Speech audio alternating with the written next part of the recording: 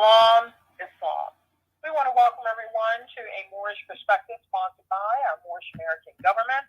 At this time, we want to call to the floor our National Assistant Grand Sheikh of Moorish America, Dr. Shedo Amenti and Mohammed Shepsuel, to open our meeting according to law. Islam? Islamism. Can you hear me clearly, Grand Secretary of the State, before I read the law?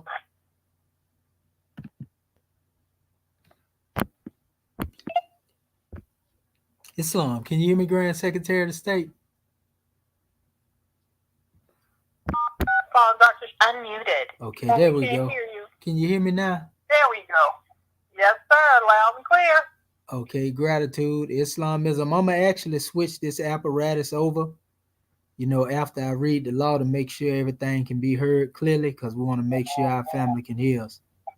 And the sound don't be going up. So Islam. Praise the Lord. Gratitude. Islam, gratitude. Give me 1 second here, Grand Secretary of the State.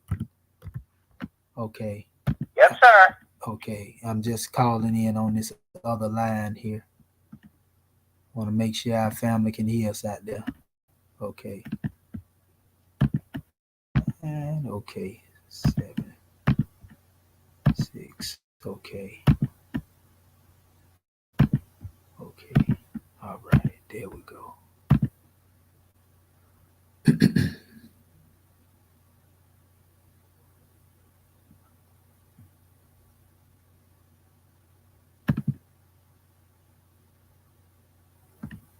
All right, that should be up there.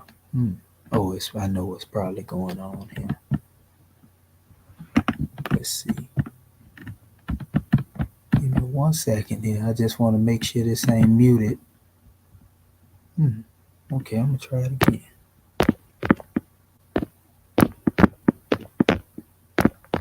Okay, there we go. Let's try it one more time.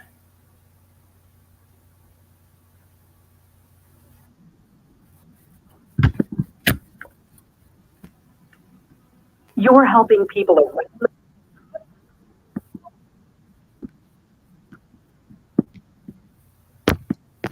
Your input is invalid.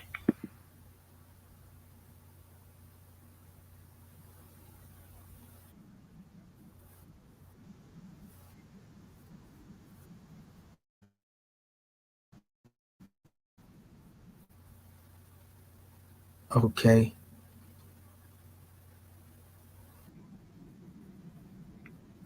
What? Did you hit 101? 101? Yeah, that's exactly what I hit. I'm gonna try it one more time. See it again. Yeah, without the pound sign. Yeah, I didn't hit the pound. I'm trying to make sure that I. Oh boy. Okay, it's all right. We're gonna make this work. It's been a little weather down here. All right. Yes, we are. Okay, we're gonna try it again.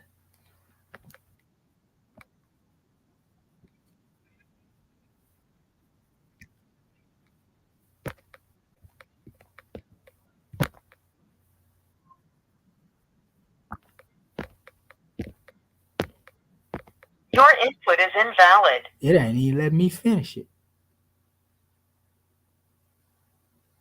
Before. You know that ain't right. Oh, there you go. Now you heard that. It say the input was invalid and still let me in. Goodness gracious. Islam. You can hear me now clearly, right, Grand Secretary of the State?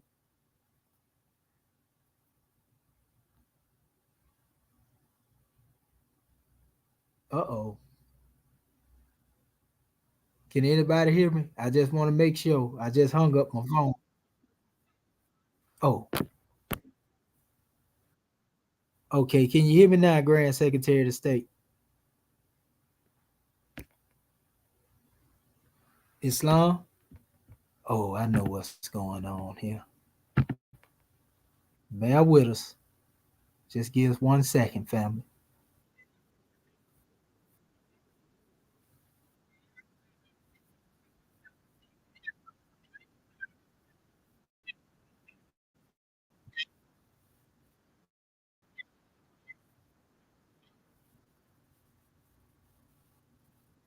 Okay, let's give it a second, Morris. Yeah, give me 1 second, Grand Secretary of the State. Okay. You should be able to hear me in a second. Come on. You crazy apparatus, you. Okay. Can you hear me, Grand Secretary of the State?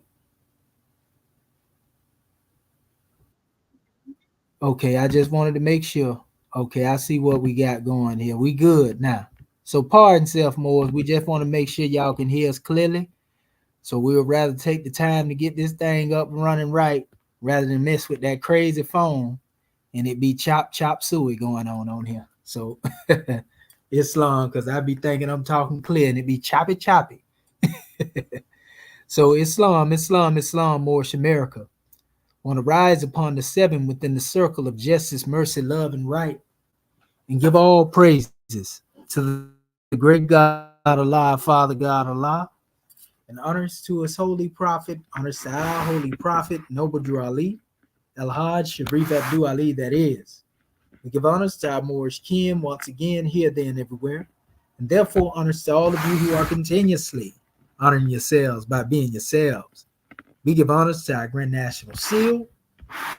We give honors to our Grand National Emblem, National Flag, Divine Constitution and bylaws, and honors to all of you who are indeed a living manifestation and personification of everything.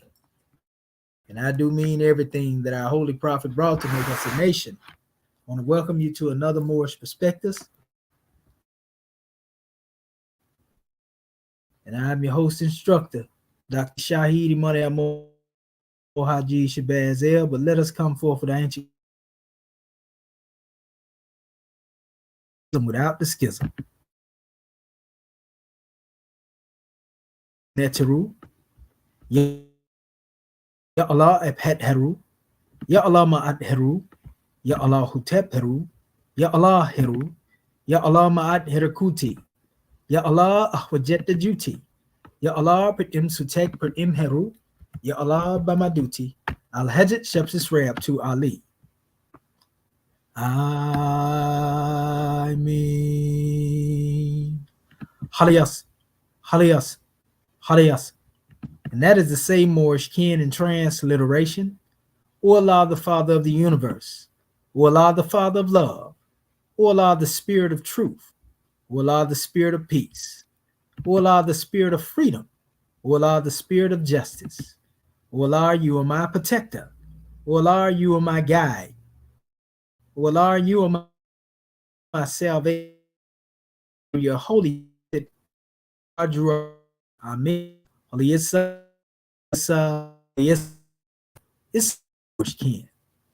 And now we come forth before you with the divine constitution of Moorish America, salvation, our God, unity, the seven supreme constitutional acts of law. Act 1.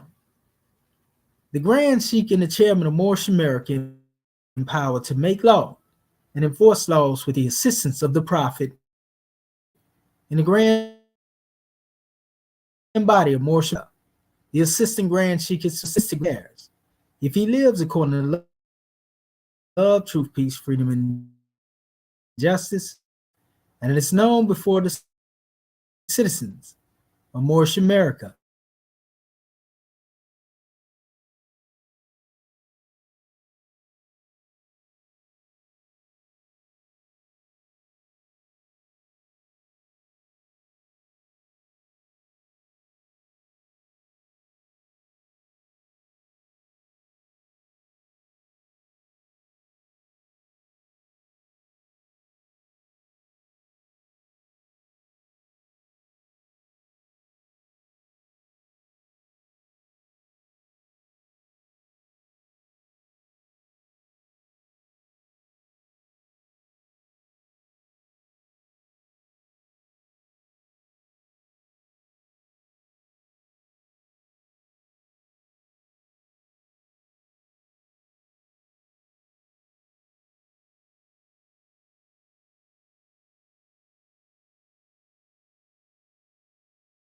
Moorish kin.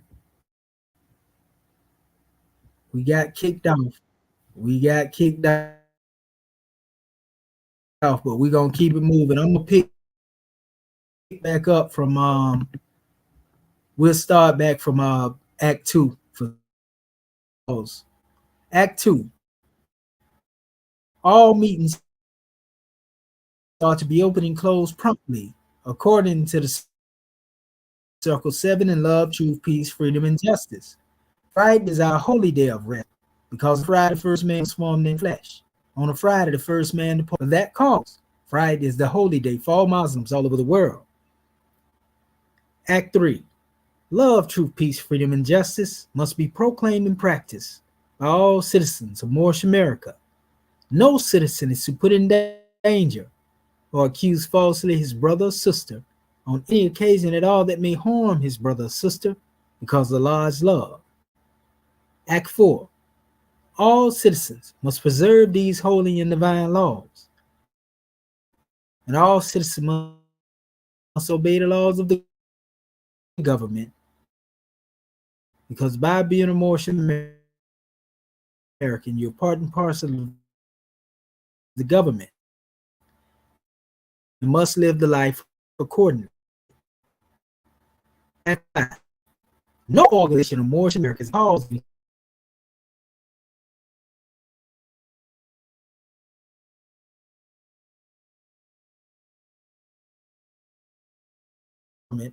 and know that they are not Negroes, colored folks, black people, or Ethiopians, because these names were given to slaves by slaveholders in 1779. It lasted until 1865 during the time of slavery. But this is a new era of time now, and all men now must proclaim their free national name to be recognized by the government in which they live in the nations of the earth. This is the reason why Allah, the great God of the universe, ordained Noble Drew Ali the prophet to redeem his people from their sinful ways. The Moorish Americans are the descendants of the ancient Moabites, whom inhabited the northwestern and southwestern shores of Africa. Act 7. All citizens must promptly attend their meetings and become a part and a parcel of all uplifting acts of Moorish America. Moorish Americans must pay their dues and keep in line with all necessities of Moorish America, and then you're entitled to the name of faithful. Husband, you must support your wife and children. Wife, you must obey your husband and take care of your children and look after the duties of your household. Sons and daughters must obey father and mother and be industrious and become a part of the uplifting of fallen humanity. All Moorish Americans must keep their hearts and minds pure with love and their bodies clean with water. This divine covenant is from your holy prophet, Noble Drew Ali, through the guidance of his Father God Allah. Prophet Noble Drew Ali, peace and blessings be upon him, founding father and framer of the divine constitution and bylaws of Moorish America. And now that this meeting has been opened according to the triune acts, Acts 1, 2, and 3 in love, truth, peace, freedom, and justice, we say Islam, Islam, Islamism. The providence of Allah is ever all his works. He ruleth and directeth with eminent wisdom. He had instituted laws for the government of the world. He had wonderfully varied them in all beings, and each by his nature, conforming to his will. Shemo Tepu Moorish King, peace and love.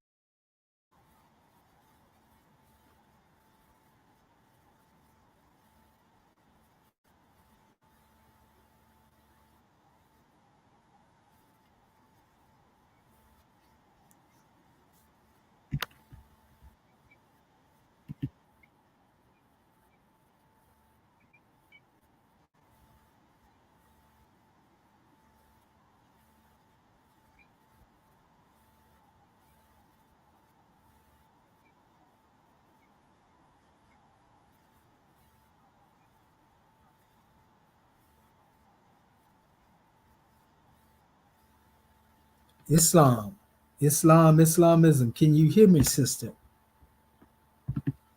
Hold up. Islam, can you hear me, Grand National Secretary of the State?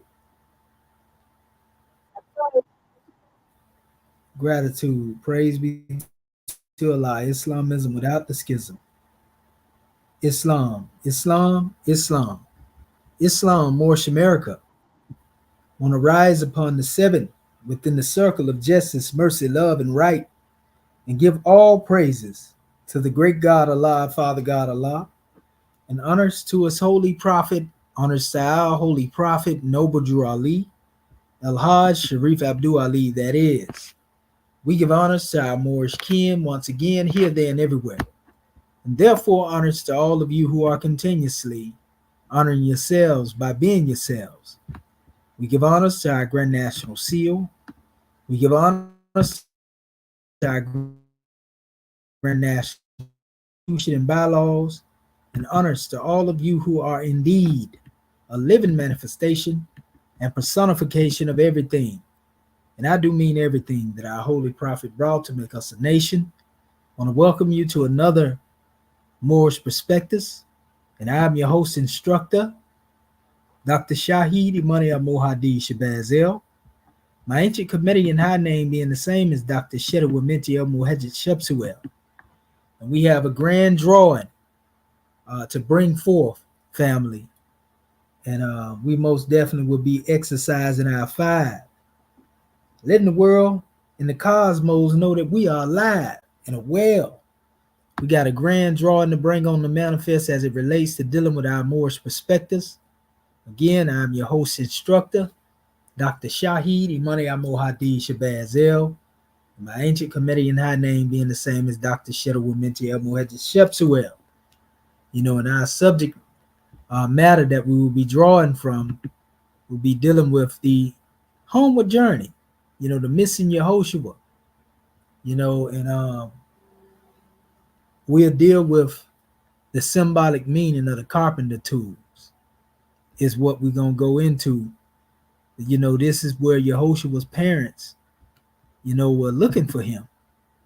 You know, they went out to find him and found out that, you know, after they searched for him, that he was actually in the temple. You see?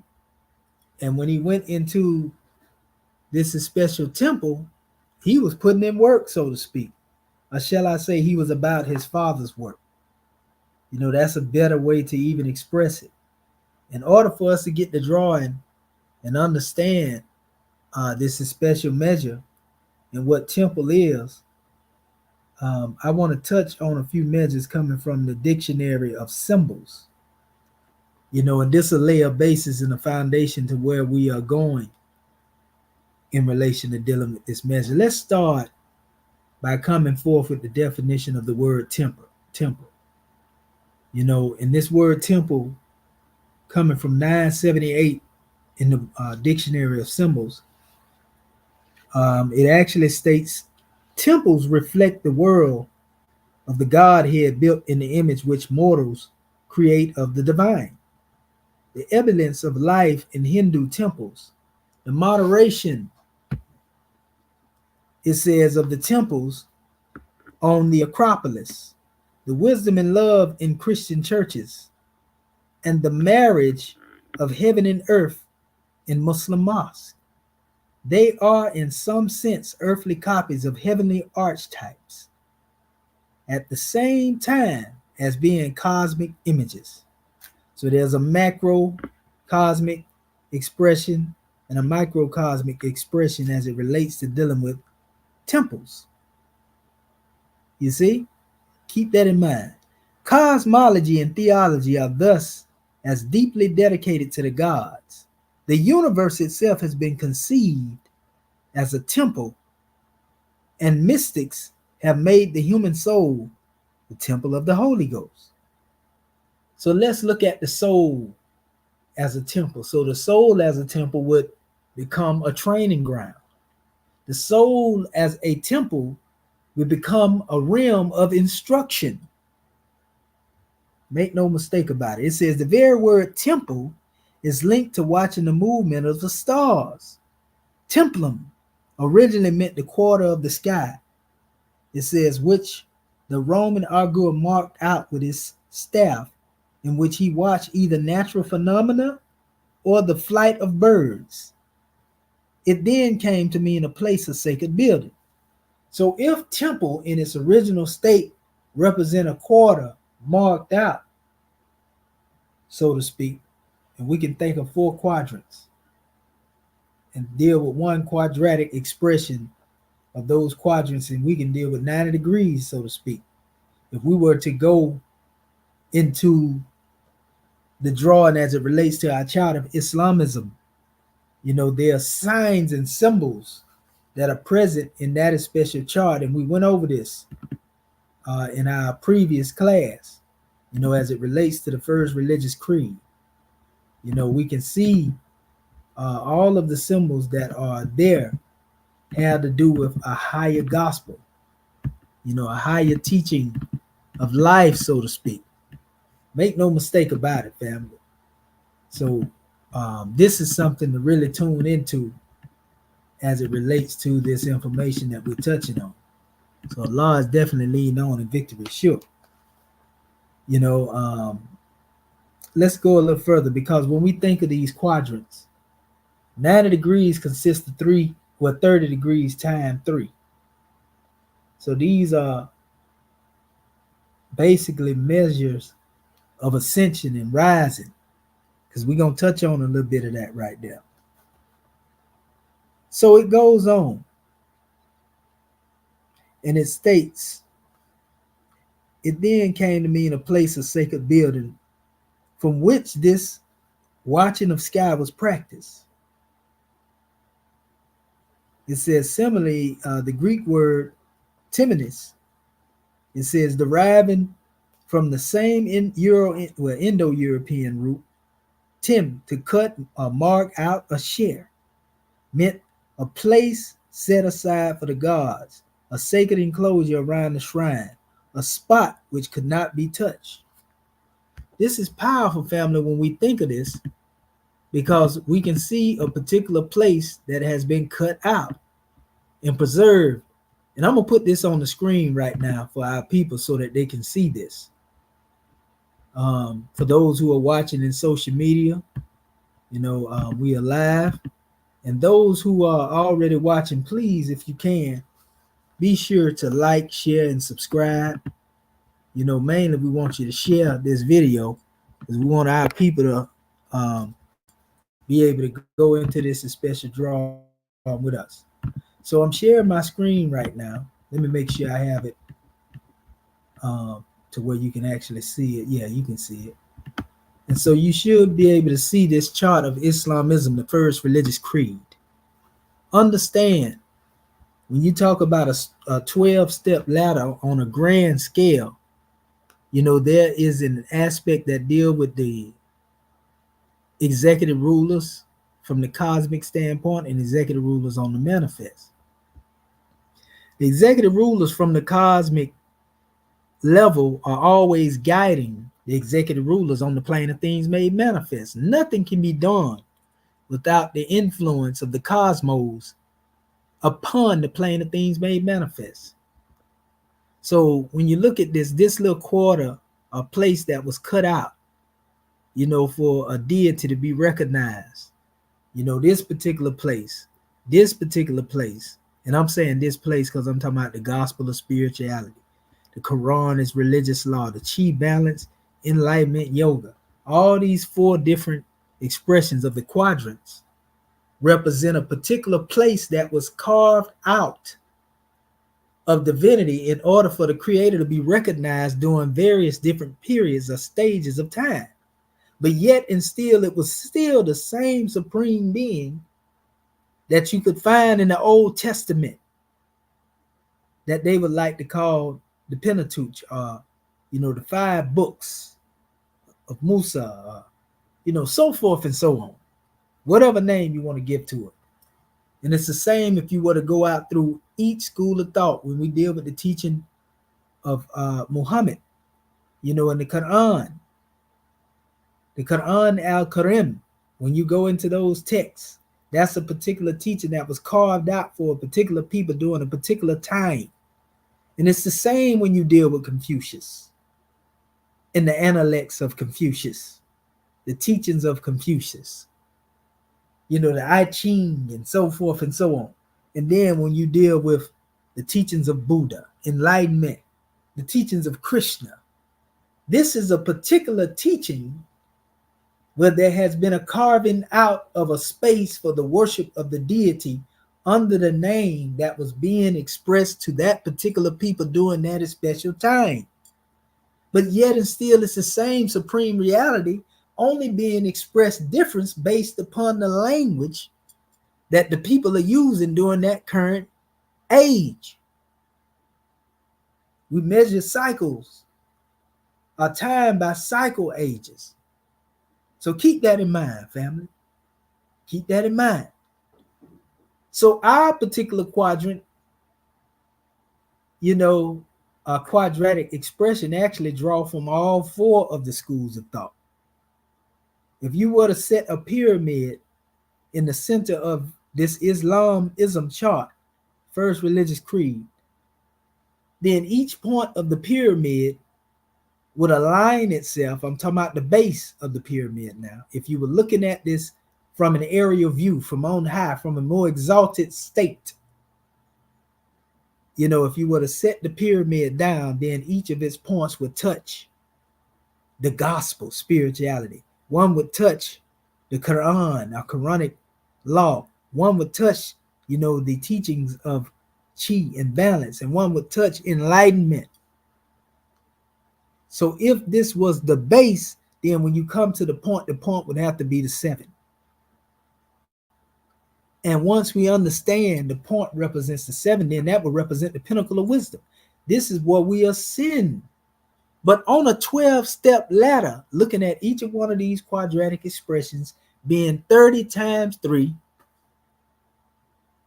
or 30 plus 3, pardon self, as it relates to 90 degrees. And we understand that if we were to count these 90 degrees, these 3 portions of 30, you know, that are making up the 90 degrees, if we were to take these things and add them together, we know, okay, well, that's 30, 30, 30, right? 30, 30, 30, and then 30, 30, 30, 30, 30, 30. So we are actually dealing with the number 12. This is a 12-step ladder as it relates to the cosmic and divine expression of what we call supreme law. If you want to look at it from all angles now, or should I say we're looking at it by means of all angels. Angle, angel, huh? So we are coming from the center.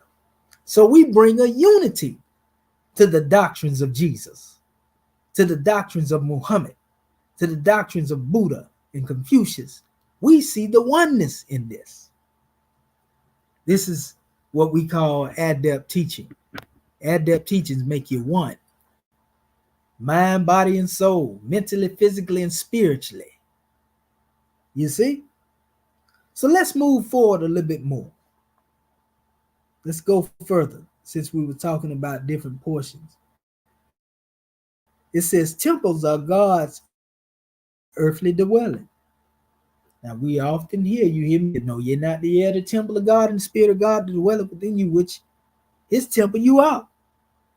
So temples are God's earthly dwelling. If you want to know what a great God is, it's not the temple that you built with your physical hands.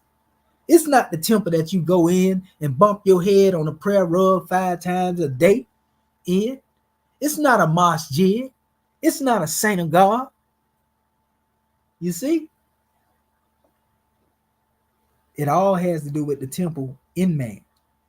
So it says the place of the real presence. Presence of who? What presence is realer than that of the great God? If you can find me a presence that's greater than that right there, then all is well. Okay, so it goes on. It says, Temples are God's earthly dwelling, the place of the real presence. All temples too lie directly below the heavenly palace and hence at the center of the world. What is the center? It has to do with that which represents the seven. Remember, this is that Ali ether plane according to what we have here. It's at the essence of what is between the air and the earth. So keep that in mind. So let us keep going. It says temples are crystallizations of celestial activity, as is shown in Hindu building rites and methods. The quadrangular ground plan, the squaring up of the temple, is obtained by means of a circle radiating from the pin of a dial, which casts the shadow which determines the 4 points of the compass. And we see this being expressed in this chart, setting the bounds of space and time. An ancient Egyptian inscription proclaimed that this temple was like heaven in every part. Hindu or Buddhist temples have the horizontal structure of the mandala, which is that of the cosmos. Christian and Muslim domes have the hierarchical structure of the 3 worlds. From India to Angkor and to Java, replicas have been erected of Mount Meru, which is both the axis and the center of the world. For those who are familiar with the axis and the center of the world, they use the term sometime axis mundi, that point around which everything pivots as it relates to dealing with the universe. It says in the Far East, Buddhist temple reflects the celestial bliss of the paradise of Amida. Architectural peculiarities, it says, are sometimes needed in order to accept the influence of heaven. Thus poured into the Chinese temple of heaven through a hole in the roof was around like heaven itself. Tang, the victorious, caused a drought by setting over the altar of earth a roof which prevented the influence of heaven from passing through. While the epitomizing of the macrocosm temples are also images of the microcosm, being simultaneously both the world itself and the human individual. The body is the temple of the Holy Ghost. 1 Corinthians 6:9. The opposite is also true. The temple is the body of the divine person, with Christ's body outstretched upon the cruciform ground plan of church and the altar of his heart. The individual's approach to the temple always is a symbol of spiritual made actual. The Christian, by sharing the redemption as he or she approaches the altar, the human remaining to the center of being until,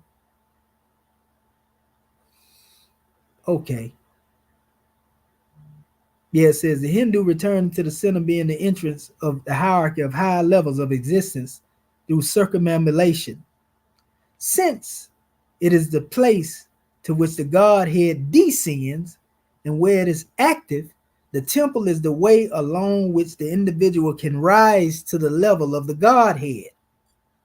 Very important. Again, listen, since it is the place to which the Godhead descends and where it is active, the temple is the way along which the individual can rise to a level of the Godhead. So again, we're talking about ascension. This is, that real measure. So it says the temple which King Solomon built for the Lord is a model of symbolic geometry. It measured 60 cubits in length, 20 in breadth, and 30 in height. The porch standing in front of the temple when 10 cubits deep and 20 broad in relation to the breadth of the temple itself. 1 Kings 6:3. The sanctuary was designed as a resting place of the Ark of the Covenant, and its internal dimension formed a cube 20 cubits long, 20 broad, and 20 stood in the sanctuary were 10 cubits high, and each of their wings measured 5 cubits.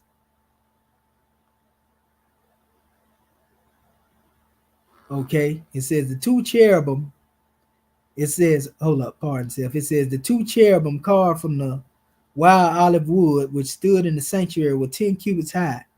It says, and each of their wings measured 5 cubits, and they stood wing to wing.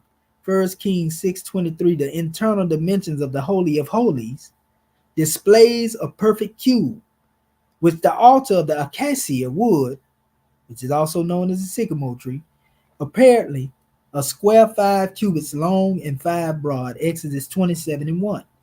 The square double square dimensions so popular in the Old Testament recur in many Romanesque churches, while Solomon's temple is often cited as a model in manuscripts concerning the medieval guilds.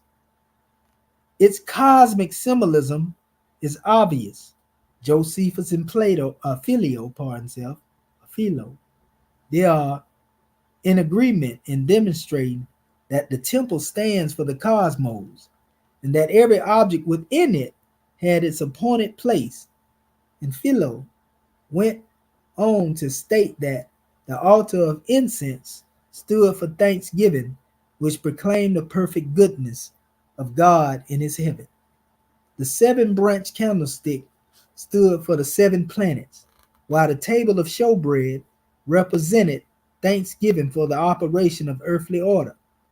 The 12 showbreads themselves symbolizing the 12 months of the year. The Ark of the Covenant was placed below the wings of the cherubim. It symbolizes the comprehensible.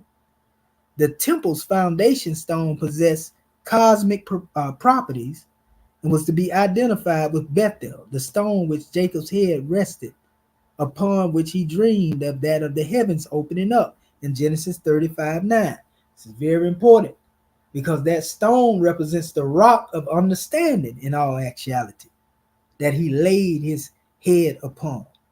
Listen to it. This stone was the center of the world, the point at which heaven entered into communion with earth. This is what we call the line uniting divinity and matter, people. It says in Solomon's,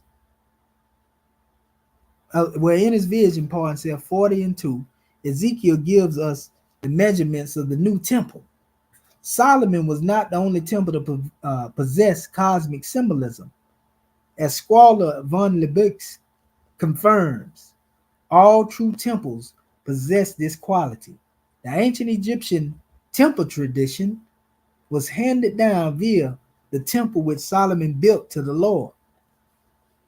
To the Romanesque church builders, St. Peter and Damien was to say that churches offer a figure of the world. Churches built of stone present an image of the vast city of God, which St. Augustine wrote, which comprises all Christian people, just as the building comprises a mass of individual stones. Powerful. But you know, we can see what's going on. Notice the center is being referred to, in this particular drawing. Look at the center. This 7 represents many things at the center of the image that we have in Islamism. It can represent, 7 stages of unfoldment as it relates to self-mastery. A whole lot of measures that we can actually touch on to be in fact, right? So give me 1 second, because I got another measure I want to deal with ladder. There's another measure I want to deal with ladder. Okay, let's see here. Okay, we almost there. Okay.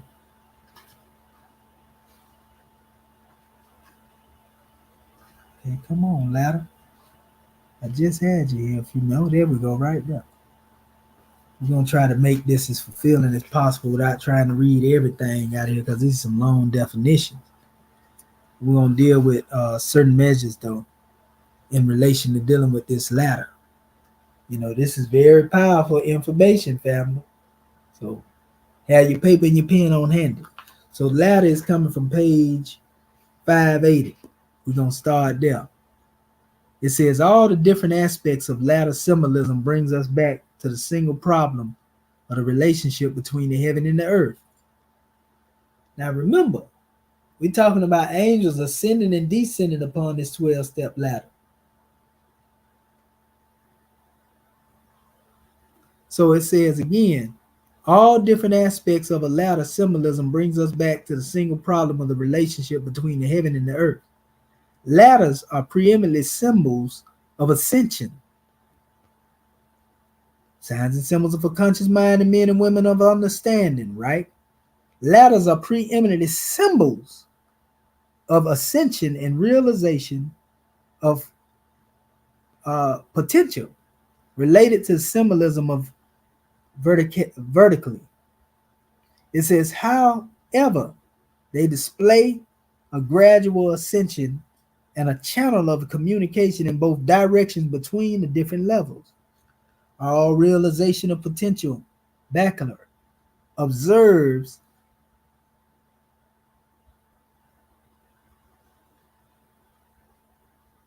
okay, yeah.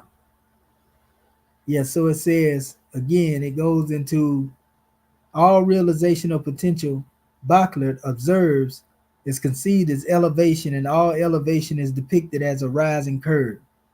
Vertically is the line which describes the quality and the height of that elevation. Horizontally is the quantity of the in extent.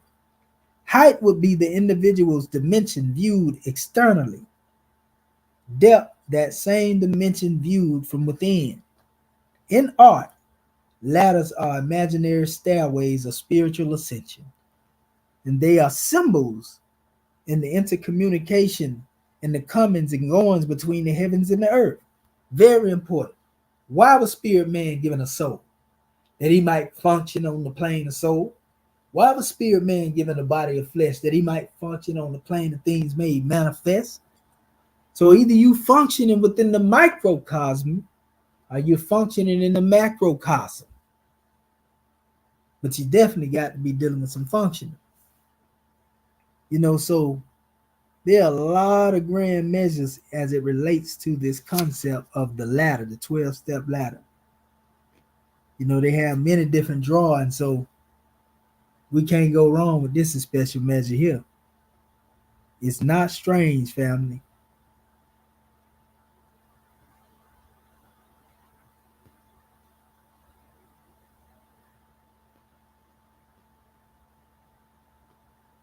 Okay, let me see here.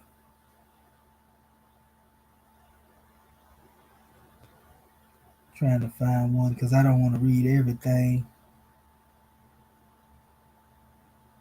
Yeah, here's a portion too coming from 582. It says the Hebrew word salam, and this is very important because this word actually connects to the word salam, which actually is with peace. We actually showed our people this in regards to dealing with the DNA. You know, so there's a connection on the cellular level, the microcellular level. You know, as we deal with the 12-step ladder as it relates to the DNA, but then we have, you know, the different stations within our consciousness. You have the 12 cranial nerves communicating with, you know, the connection as they relate to the 12 dorsal vertebrae. You know, we have all of these different expressions of the 12 symbols of Dendera, which a lot of European, they like to call zodiac. 12s all over the place. It always represent a form of rulership, whether it is cosmic rule or whether it is terrestrial rule. It's the same thing. So anyway, it says the Hebrew word salam, translated scala in Vulgate, recurs throughout the Old Testament. So this word is often mentioned throughout the Old Testament. The root from which the word Islam comes, the root from which the word Muslim, Musalam, these words are connected. So when we say that this goes back to the old time religion, it makes sense. It was a process of climbing the ladder, the 12-step ladder on every level that you could possibly think of. Remember, we're dealing with the ethers of different planes, various planes. So anyway, it goes on and on talking about this special ladder. But know the ladder in the greatest expression has to do with that which is within the self, when one has become grounded. In fact, here's another measure right here that's very important that they mentioned. They said, clearly, this aspect of a ladder seems, not that one. It says, as a symbol of ascension, a ladder has come to represent the ascent of what is called in Quran the Miraj of Muhammad. And for those who don't know, this is when he took his journey through the 7 heavens. This was synonymous with the 7 degrees of self-mastery. So though we are dealing with a 12-step ladder, there are still ladders that complete the measure and deal with the expression of different ones, or wrong, so to speak. So it says, when the angel Jibril snatched the prophet up to heaven, he ascended through the darkness. Goodness gracious, that thing then lost power real quick. Didn't give it no time. Let me try to make sure I can get this thing here. Okay, well, it's charged and I got to pay attention to that. Give me a second here, Morse. I want to make sure we got. Okay, let's see. 1 second here. Can't have this thing shut down on us. Okay. Is that good? Okay, let's see. Mashallah. Okay, so yeah, so we're dealing with the mirage as it was speaking. And the mirage is when it speak of the night journey of Muhammad. And this is often spoken of during the month of Ramadan. What they call the 9th month and the 27th day in the Islamic calendars. But it says, it goes on, it's toward this ladder that the dying direct their gaze. And it is used by the spirits of mankind to rise up to heaven. The Sufis consider ascension the symbol of the elevation of the soul as it slips the bonds of earth and attains mystic knowledge. Remember, spirit man was given a soul that he might function upon the plane of soul, and a body of flesh that he may function upon the plane of things made manifest now. So again, it says it is toward this ladder that the dying direct their gaze, and it's used by the spirits of mankind to rise up to heaven. Sufis consider ascension the symbol of the elevation of the soul as it slips the bonds of earth and attains mystic knowledge. The rungs of a ladder also symbolize the years of a human life. Powerful. Algerian peasants at Zakar in the Shalif Valley set headboards of olive woods on the graves and standing diagrammatically for the 7 heavens reached by the earthly ladder. See that? It says in ancient Egyptian tradition, Ra's ladder linked to heaven and earth. And there are some ladders that you will see in the ancient Egyptian text. It says the Egyptian Book of the Dead refers to a ladder which allows one to behold the gods. This is very important because if we understand when it's speaking of Genesis chapter 35, and it said that Jacob beheld and he seen God as an ancestor upon the ladder.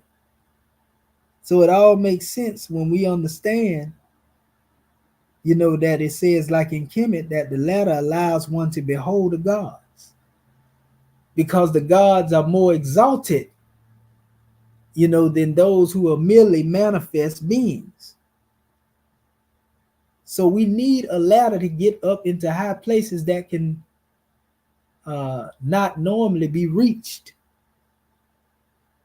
at the surface level. So it says the notion of the ladder was associated myth of the center of the world again. However, all holy places can become centers and thus make contact with heaven. So really, it's going into the aspect of we connect this to the temple. The temple was referred to as a center. So within the temple of man, there is a ladder. The temple is the center, and within the center of man, the temple with man, there's a symbol, a ladder, symbolic ladder, which allows one to ascend into the heights. It says the Egyptian preserved in their funeral text the expression of asket pet asket, which means step, which shows that the ladder offered to Ra for him to climb from earth to heaven was a real ladder. The ladder is in place for me to see the gods, says the Book of the Dead. See, this is exactly what we're saying. This is the universal teaching now, because just like Jacob was able to see the supreme being or deity at the top of his ladder, it tells us in the Grand Quran that angels ascend and descend in a period that seems as if it were 50,000 years. And we know what our prophet talk about when it comes to cycle ages. You see? So when we talk about that ladder and being able to ascend and descend, family, on the ladder, that's a powerful drawing. If we understand. And ladders, again, are instruments that are used to allow us to reach places that we couldn't normally reach. So your ladder part itself is found at the center of your being. Each and every one of us have this. No one is without it. No one is lacking this ladder.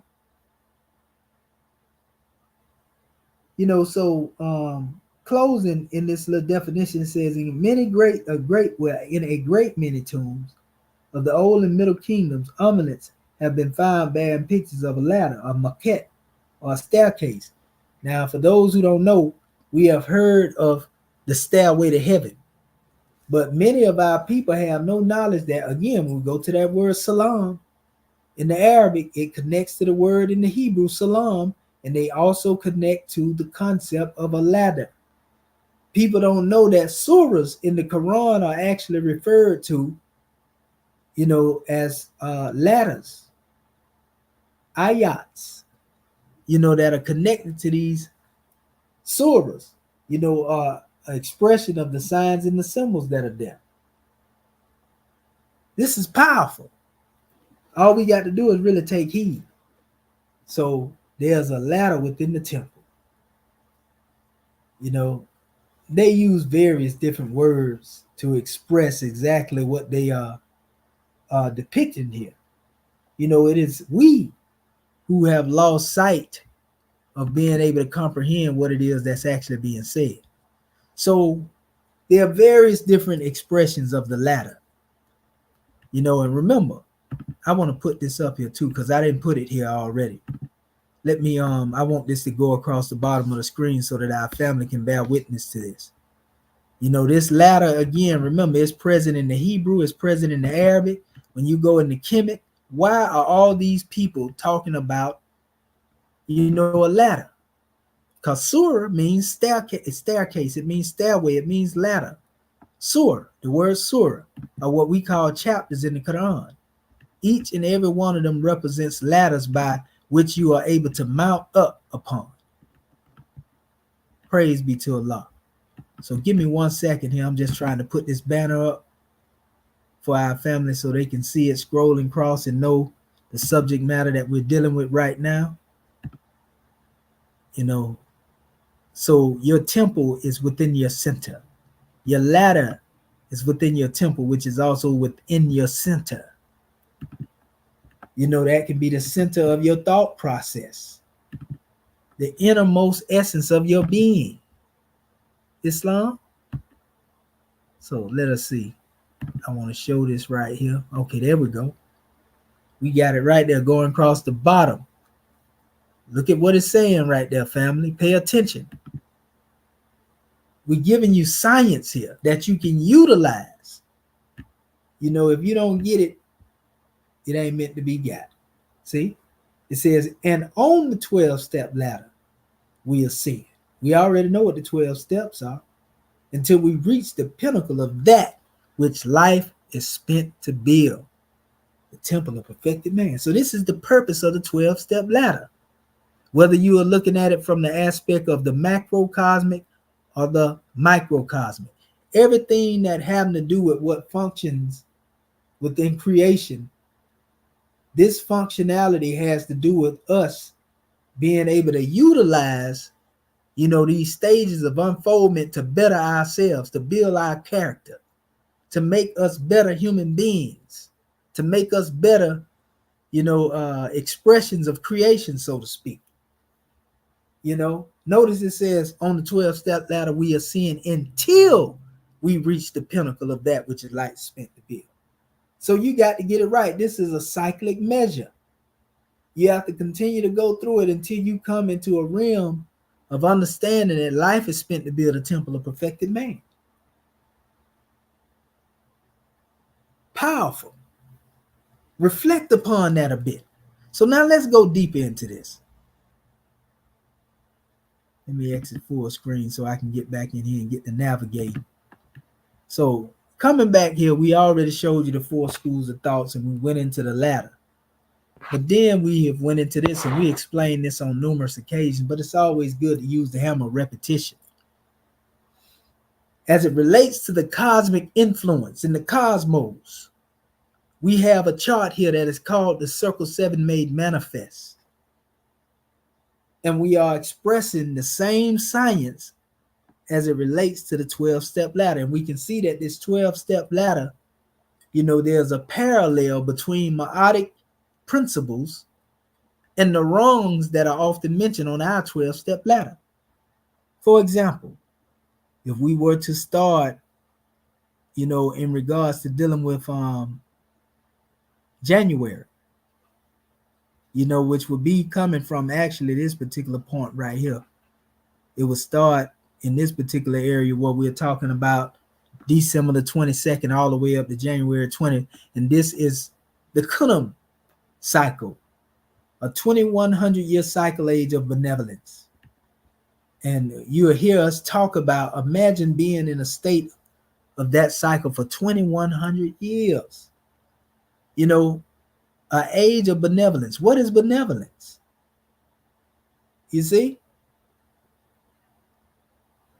This is powerful. Kunum. Now, let's go further. Shu. We know who Shu is. Shu represents the holy breath. So a 2100-year cycle age of science, you know, is where holy breath represents an expansion of our consciousness as a result of somebody breathing upon the chaos of our minds. Who was it? Prophet Noble Drew Ali breathed upon the chaos of our minds when our mind was all out of whack, when we was out of order. He became an Egyptian adept master.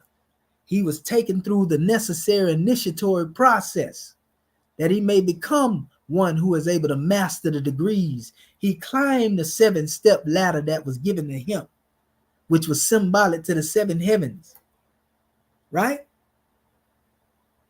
And then we are dealing with the fulfillment age of man, because this is the breath.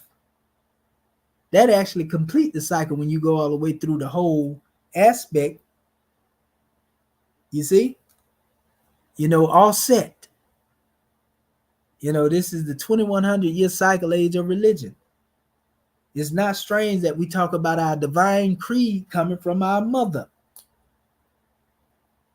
All set.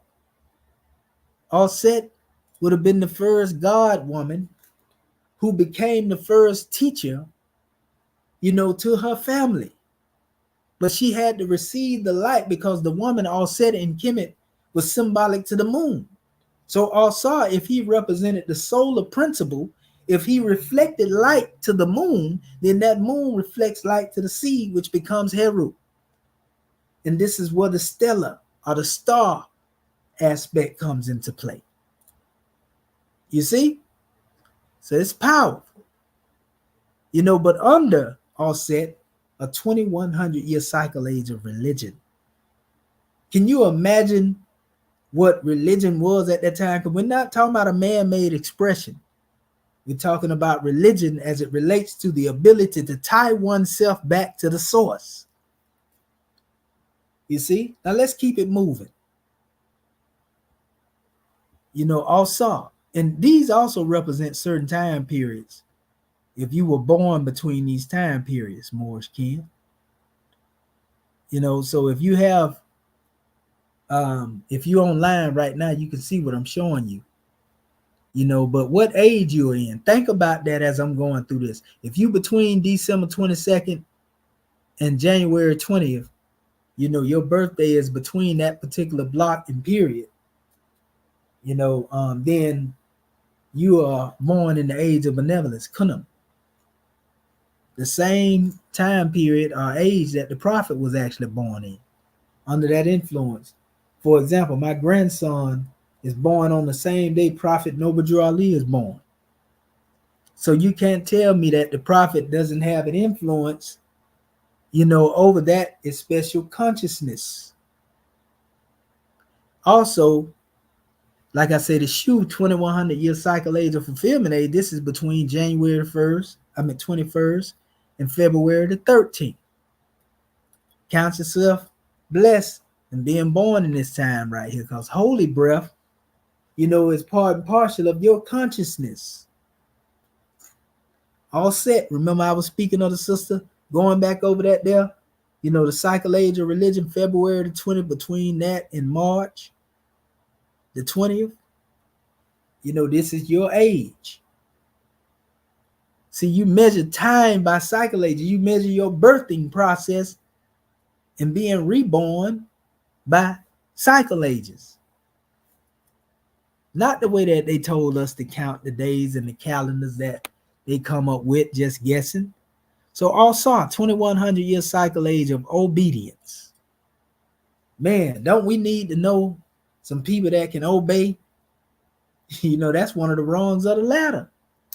If you can't obey, then how can you continue to climb into the heights and ascend into your own divinity?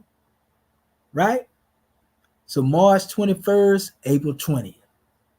That's the birth of those who born during that month of Al-Sa. Then we have Ta. Everybody know about Ta, right? 2100-year cycle age of modesty. And this is a similar to ox, because at the 4 points, we have El, ox, and man, eagle, lion, ox, and man, ELO. Like Elohim if you add the he in there. He, Elohim. So anyway, 2100-year cycle age of modesty.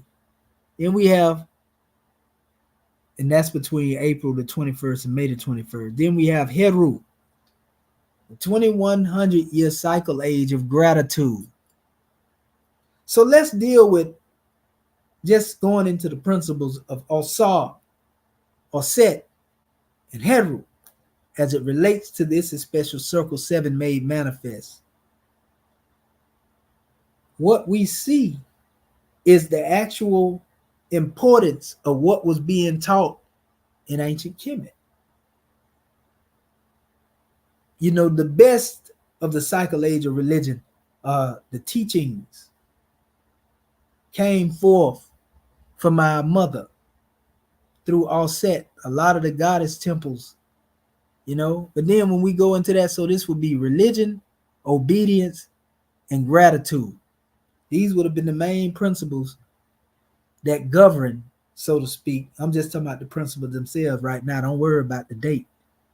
If we place these together, because that's the real family structure of ancient Kemet. The man, woman, and child. Osar, Offset, and Heru. So anyway, let's keep going. Ta, the cycle age of modesty, the Heru, May 22nd and June the 21st. You see? And above that, we have Kepra, because we're ascending now. And notice that we're moving in a counterclockwise fashion, so to speak. We are traveling back into time. But that's a whole nother measure. So anyway, Kepra, a 2100-year cycle age of charity, June the 22nd up to July the 22nd. Sekhmet, 2100-year cycle age of temperance. You see?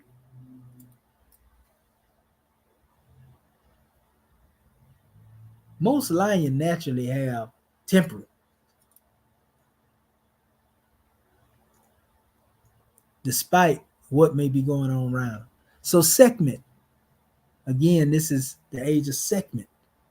So then we have, again, July the 21st to August 22nd. Then we have Tehuti, 2100-year cycle age of prudence, August 22nd, September the 22nd. We have Ma'at. This is actually my birth cycle that's coming up in a couple of days, 9th month in the 27th day. So anyway, it says Ma'at, 2100-year cycle age of justice, September the 24th up to October the 23rd. We have Wajet. We heard a lot about that word Wajet. We see its connection to eagle, falcon, hawk, whichever you want to look at. But it says October 24th to November the 22nd. Then we have Mut to complete the cycle. And this is a 2100-year cycle age of diligence. And the prior one was actually a cycle age of sincerity. So all of these cycle ages, imagine being able to be fixed in those cycle ages. All of this is climbing this 12-step ladder. This is, more of the astrological connection to astronomy and all these different measures. You see, so these are some very serious charts. We went into this in our previous lesson. Look at here on how the chairman put this out here, dealing with the state jurisdiction and showing you how we had to move on the end. We talked about all this here. Who's standing before the door. The lost found tribe of Ali. When you find yourself, when you understand who you are, you understand that you are one with God. Because remember, who did Jacob see at the top of his 12-step ladder? He seen God. That's powerful. So he must have seen himself, huh? Yep. We have, ways on training our brothers and sisters up. We got the 12 theocratic constellations of Moorish America, a constellational department, so to speak. And he said, in my father's house, there are many mansions. If it were not, I would have not told you so. You see? Oh, yeah. Look at this, family. We invented the first calendar history. We invented your first time clocks.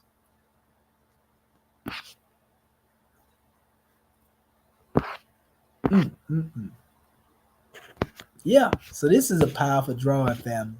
Y'all get a chance, go to the website, Matheno's Archives. That's where we are. You can find that. It's right there in our Moorish American government website. So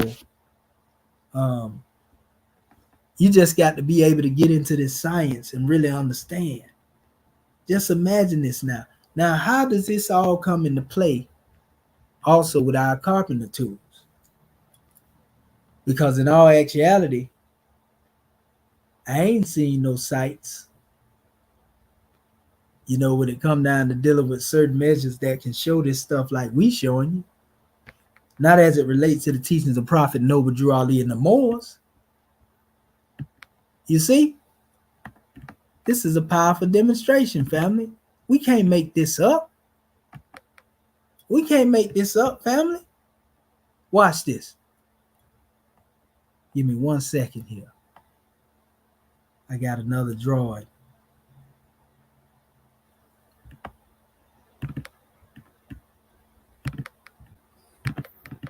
One second here. Trying to get back up here to the top, and I got you. So we're gonna open up the floor in a little bit. Okay, so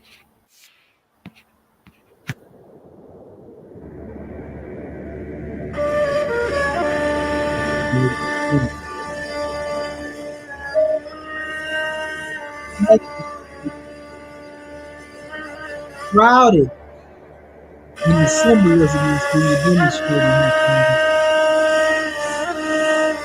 You can see all these things you can see our swift angel symbol we developed, as well. But all of these are really symbolic and shrouded by the 42 class of Moorish wisdom. And this is where you're able to utilize those carpenter tools to work, sharpen the mind, all these things. And I tell our people all the time, once you understand that these stations are within you, then you understand what has been hidden in the midst. There's a powerful drawing. If we look at the ayat that we're drawing from, we actually find ayat. That's our subject.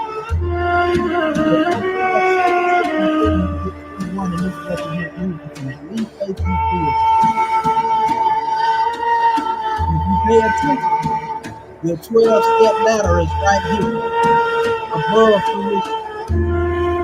So we use it to climb up into the pinnacle. You see? And then when you reach that pinnacle, you right here with the whole company. So there are 42 pairs of Moorish wisdom that they use to become destination. That's returning to the source, returning to the life, and returning to the way that our holy prophet is always taught. So this is powerful, man. You can't make this up. So let's go a little further. So we understand, and I tell our people this all the time, this is not just philosophy. We got the Grand National Chairman within this apparatus. Above the neck, we got the sheep in this apparatus. I'm talking about stuff. All of these are functions that are working within you. These 42 wisdom represent our life. See, Sister Grand, all of them represent the tools, the plane, the 3-step ladder, the plumbing, the hammer, the compass, the axe, the line, all of that. All of these represent us not only working, on the place manifest, but also working with our consciousness to build up this people of perfection. So that those who meet us along the way get the welfare and they may learn you are the you are mobile to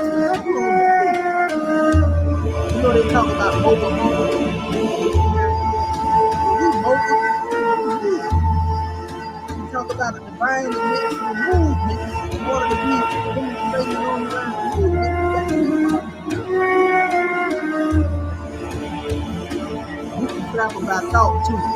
Don't let nobody tell you. We're doing that right now. So we have the national all of these principles and our Moorish spirit life is happening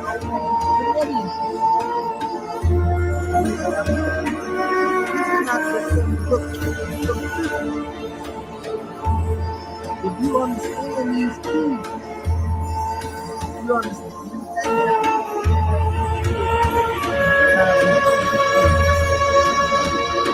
I'm sorry in the place of the property, securities in the place where the children was, that we need to place where the sheep was, and a picture for the grand sheep was. Then you got the Grand National Secretary of the State, divine ministers. Yeah, we can go all the way through all the way down. We are all and massive. And each of these visuals manifest through us. So when you have people saying, well, do they really exist? Did Hera Cookie exist? Did Mahat exist? Did that Haru exist? Did Tibet exist? Did Homestead exist?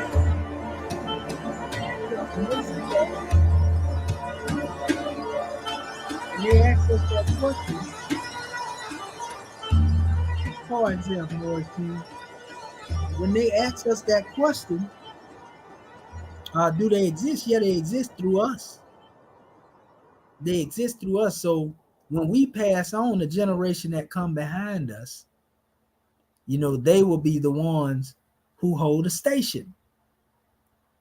So when you hear me say, well, they say, well, is All-Star a real person? Yes, All-Star is a real person.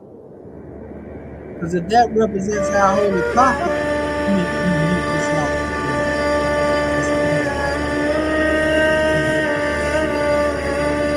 okay, there we go. I'm just muting this tab out right here so y'all can hear me a little better. So anyway, like I was saying, yeah, All-Star lives through who it is ruling. So our holy prophet held the station of All-Star when he was on the manifest. Our chairman held the manifestation of Sekha. So is Sekha real? Yeah, that's our chairman. If Tahuti real, yeah, that's the sheep. Is Hera Kuti? Yeah, that's the sister grand sheep. You know, and these are principles that will live long after us. This is why they are immortalized. You see? This is how we utilize our carpenter tools. We become the tool. We become the instruments in creation, you know, that are used to bring everything into the manifest. Once we understand this science, we can really get down to the nitty gritty and go in here and really understand how we truly are made, family. This is more science, not rocket science. So yeah, this is a powerful demonstration, family.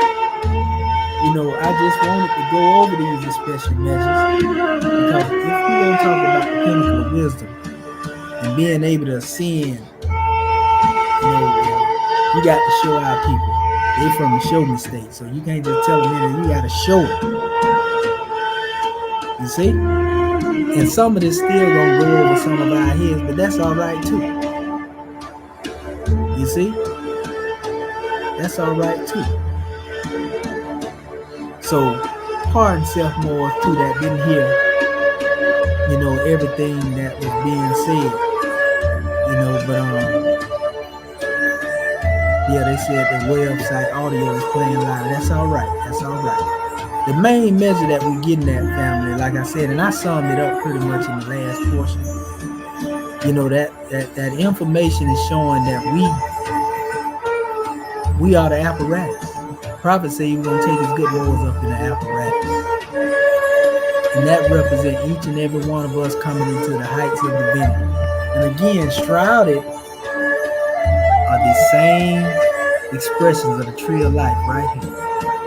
And notice who is manifested here. Our holy prophet is here working on the plane of soul up here, right? Then, you know, he is made manifest in this new era in time now, still doing the work. So he himself came through various different stages of unfolding. This is powerful. If we understand, signs and symbols are for a conscious mind and men and women of understanding. We can make these principles applicable in any way that we would by first making them applicable to the self. Because that's what everything boils down to, self-mastery. Once we understand self-mastery, then we remove the mystery and the misery too. So yeah, this is a powerful drawing. Like I said, I want to apologize to our family if the music overpowered the vocals. You know, but I will say that this grand drawing that we have here, it don't get no plainer than this truth. I said everything that really needed to be said in the beginning. You know, but I just want our family to really understand the tools that we have at our disposal. You know, and when we talk about this wheel of Dendera, talking about the 12-step ladder, 12-step ladder, and that ladder exists macrocosmically, microcosmically. As it is above, so it is below. As it is within, so it is without. Cyclic pattern. Remember, your temple is at your center. Your ladder is also at your center. Now what you gonna do? So yeah, man, this is a powerful measure. We all have a homeward journey to take. What's the homeward journey? Well, in relation to the homeward journey actually will be returning to the source. Our homeward journey will lead us back here. Once we climb that 12-step ladder right to, the pinnacle of wisdom, holy prophet. That's your homeward journey. It should lead you back to being a clean and pure nation. Just as Jacob was able to look up the rungs of the ladder and see his ancestor, his God, his divine ancestor, we should be able to do the same. 42 paths of Moorish wisdom leading you to a destination. This is not really a path. This is the destination right here. You see? And if you count everything up, it's actually 10 spheres here. And we dealing with the 9 from the 10. Then you have the 12-step ladder here. And then you have the 21. When you add all that together, you get 43. 4 and 3 is 7. You see? But again, this is really the source. This is the origin from whence we come. Allah breathed forth, and the 7 Elohim come forth. And you already know the history. Unveiled the mystery. So this is a powerful drawing, family. I just want to say gratitude to all my family that had to listen to me. Goodness gracious, time flies. And you love doing what you're doing. So at this time, I'm going to go ahead and open up the floor. Why need I wait? Because I want to hear from my Moorish king. Islam. Start sit your phone, man.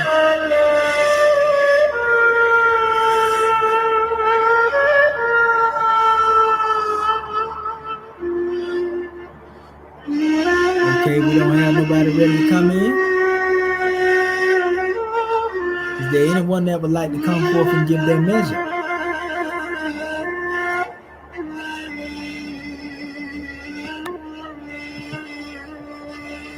Islam, grand man, you can have the floor.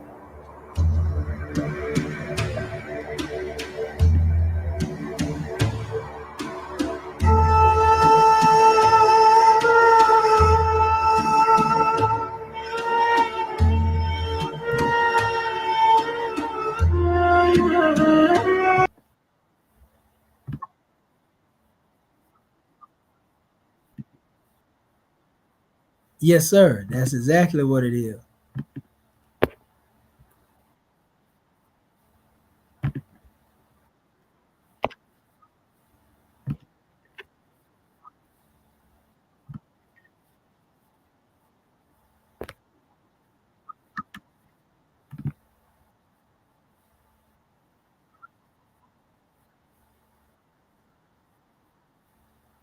And I just wanted to give my Moorish perspectives on this demonstration, because and that's what it's about in this Moorish American government, giving our point of view, because we all have this God consciousness that you're talking about.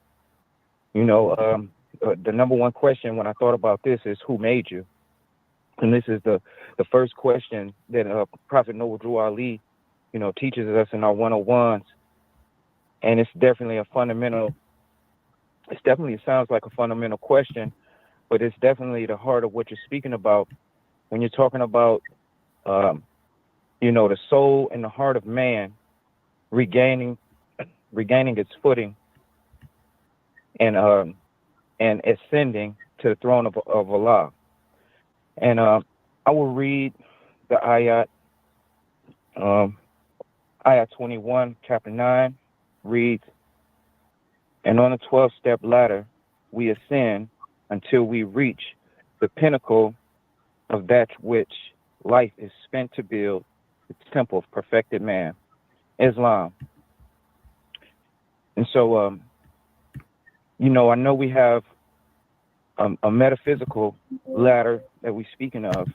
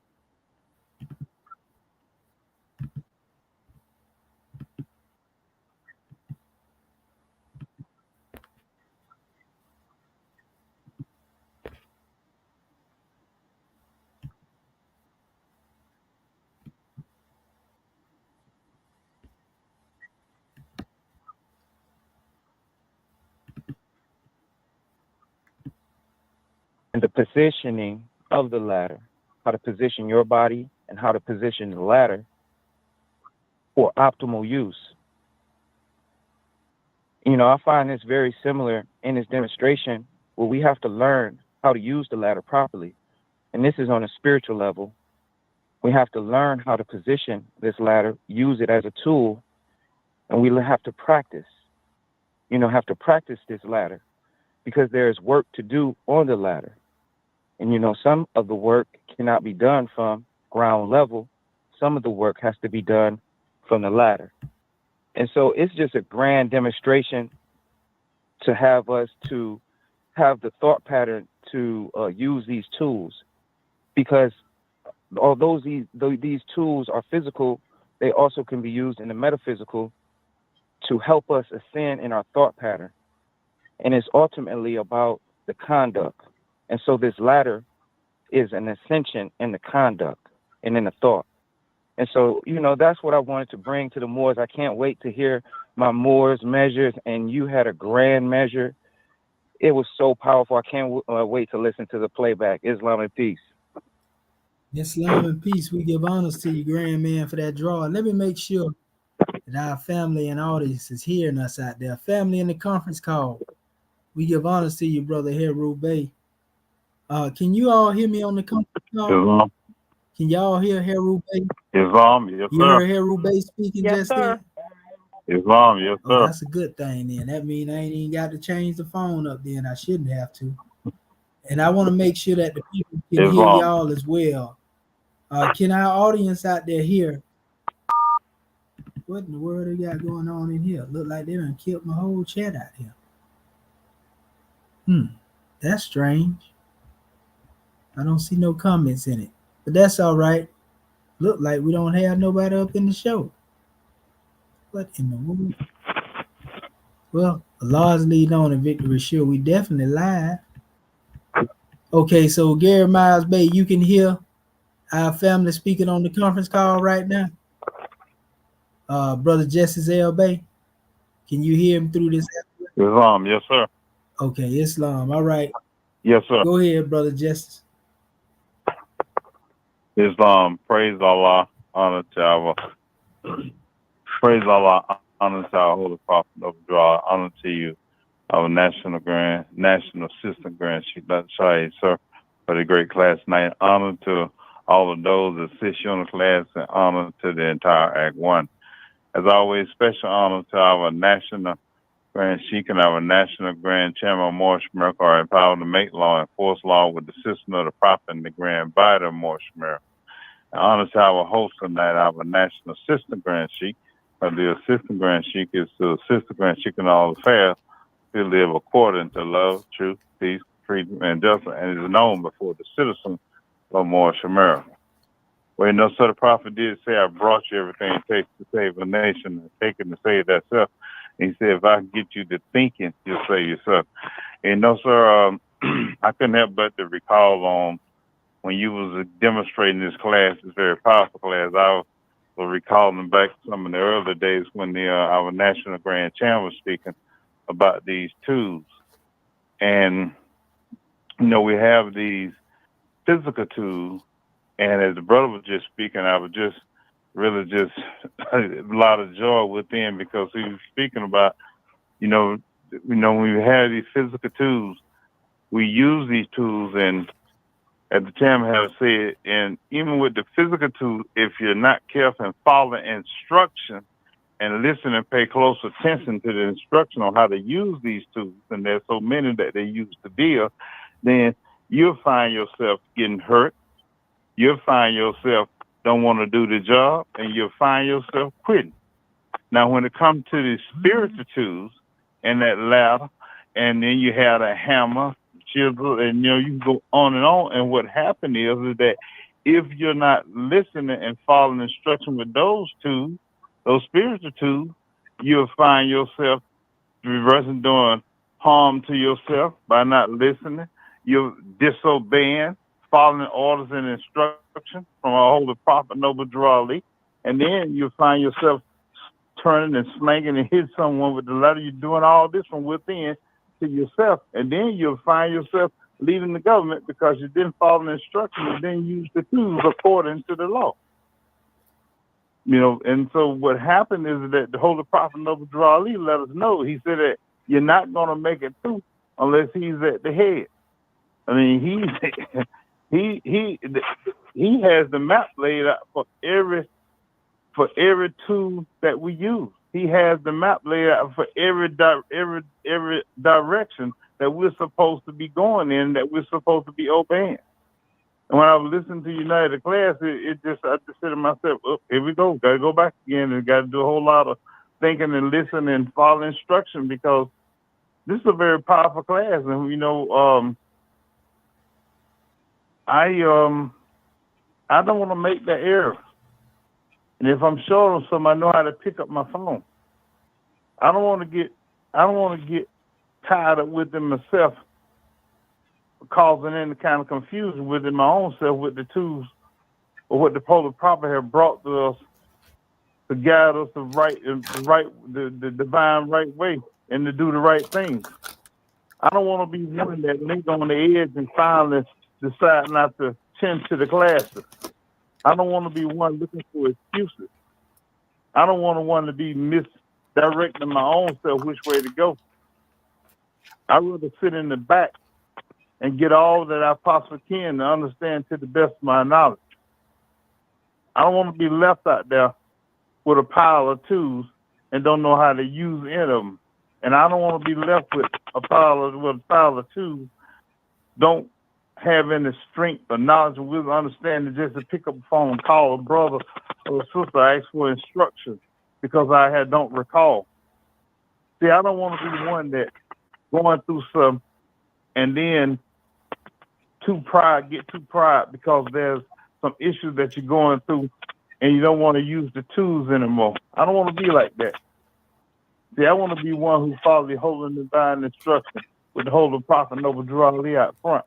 So when I come up short, like I have, when they go to talking about you're having symptoms of past bacteria and things of that nature. But see, I pick my phone up to call just to get a recall and understanding of things.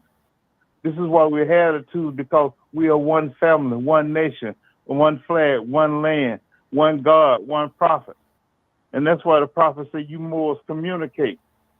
Because there's gonna be some shock coming, but we can always overcome that by communicating.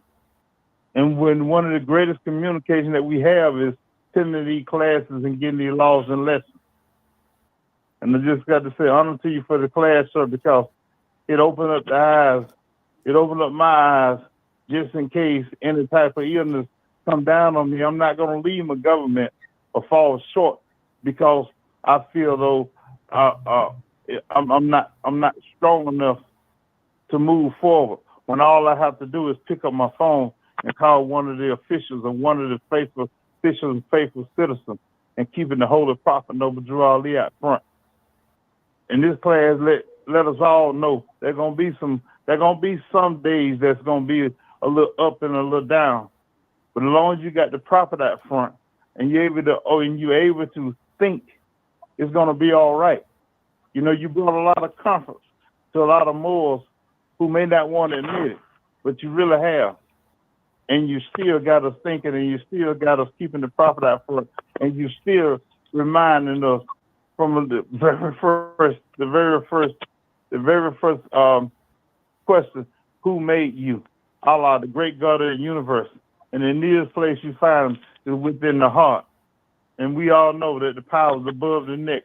And praise Allah that we are now here back and we are learning to be gods again. And we're able to think. And you can't trick us and fool us with anything anymore. You can't tell us or call us anything anymore. We know who we are. We are Moorish Americans, national citizens of the most powerful government in the world, the Moorish American government.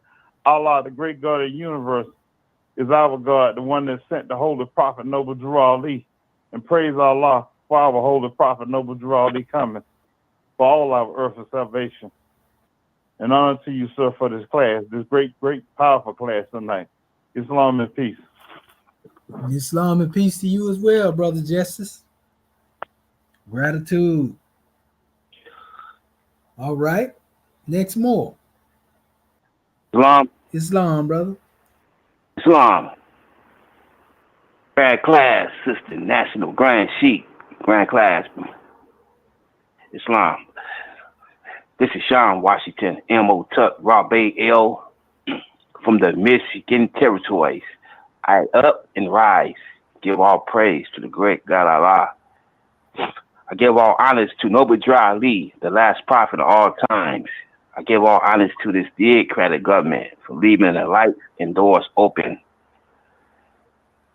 I give all honors to the Moorish theocratic government flag standing at the UN. I give all honors to the Book of Fire, 101s, 102s, the Hadiths. I give all honors to the prophecy, the Holy Quran. It's a grand class. Wow, man, I was just thinking about that. Wow, what Justin L. Bay was saying, I be thinking of that myself. Like, people come in this government and they disappear. We talking about that yesterday. Then they fall off the 12-foot ladder. We gotta stay in this ladder with the prophet gave. The prophet gave us the tools. He gave us a government. Every nation have a government all across the Atlantis. They not debate to I got a government over there. I got a republic over there. We falling off the 12-foot ladder. And and I can't fall off the ladder. I gotta stay in this government. This is and these classes, I gotta keep hammering it, and people came here, they disappeared, they came and gone, they back out there again, and I know probably, go back into the organizations, the temples, back to the Christianity and all that stuff. And you got Moors now that's saying we free man. I was listening to some Moors, and the prophet ain't bringing that. So I'm thinking of that. You falling off the 12-foot ladder. He said we are Moorish American Muslims. You got Moors out here causing confusion. Some of these dirty Moors, they not standing on that ladder, And when we come out here and look for humanity, that's we out here on that ladder, 12-foot ladder. Ladder, we know we gotta use it to climb, to do work, food fast, most some more says, I got a roofing company, I didn't know about that. They didn't teach us that in the colonial corporations, the 12-foot ladder. We just looking at it in them books. They was giving us basics. They didn't teach us like we learn in this government. And plus, you're not gonna learn this in these organizations, or you can't learn this in the Morris Science Temple of America. They don't have classes 7 days a week, and they stuck in a corporate religion, and we got to keep hammering, come out here, drop your seed and keep it moving, giving them the website, we all got to come into this government. This is the true government right here, this Moorish American government. And the Moor was speaking on that the other day. He said he was speaking on the chairman. He said he went to the conference. You might know him. He's over there in Canada, man, Cujo. They was saying all these other people they taking from the template. They're trying to start their own out there, but I was thinking myself, y'all trying to start these costly governments, and you're not standing on the 12-foot ladder. You got to stay in this government. This is the true government. Islam, peace and love, gratitude. Islam, peace and love. It's only one government, my brother, and that's the Moorish American government. And that's the problem. Most of our people still thinking that the United States is their government, because we know that's a corporate fiction. But Islam, brother, gratitude. Right, Islam. Gratitude. Yes, sir. Well, all right. Is there any other more who would like to come forth and exercise their fire? Let the world know you're alive.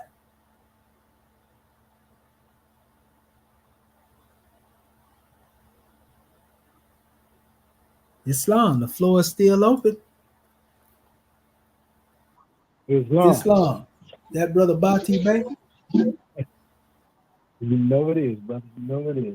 Islam, you kind of muffled just a little bit, brother. If you can break the sound. Hold on, I'm my phone. Islam. Well, there you go. I don't see it. Islam. Oh, this is Dr. Bati Bay. First I'd like to rise to give all manner of praise to Allah, honor to the Prophet, honor to our theocratic government, our world council, our flag, seal, emblem, our divine constitution, our swift angels, Mufti, our citizens alike, honor to all the Moors that are here in attendance from the sound of my voice, honor to you for this class. And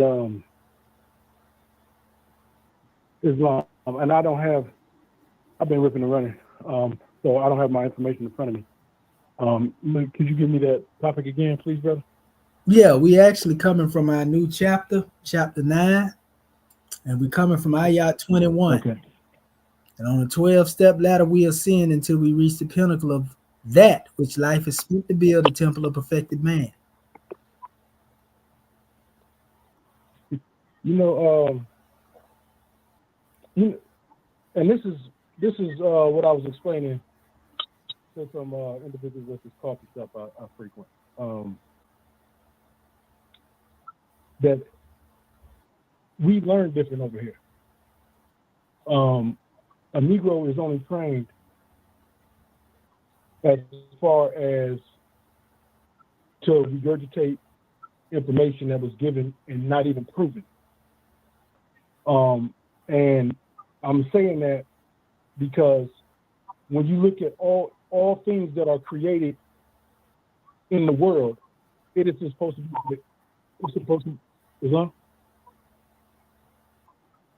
be an extension of ourselves. The ladder was an extension of ourselves climbing. Some people would say your vertebrae. Some people would say, the 12 cranial nerves. The 12 systems in the body. That it was a depiction of something going on within the body. Same thing with a computer. Same thing with everything else.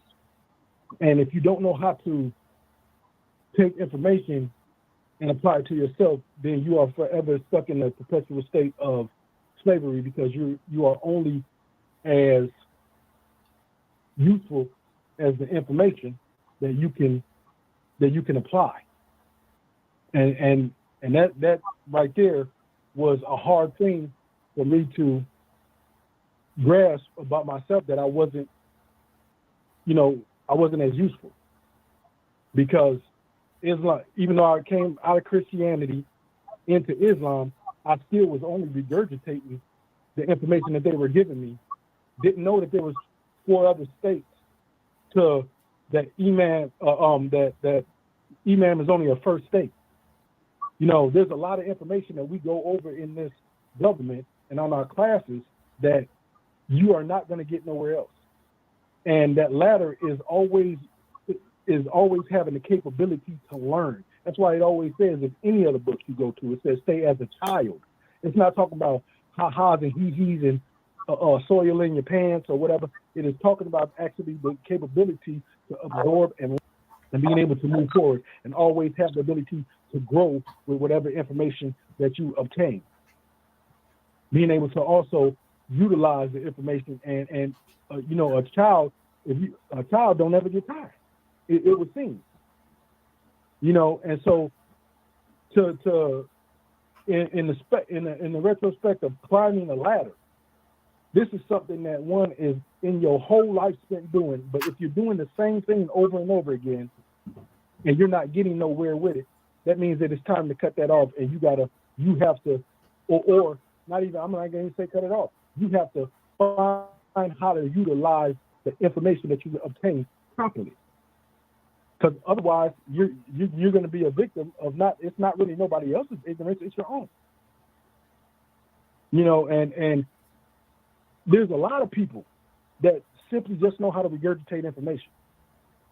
But when you ask them the question, like a child asks, why?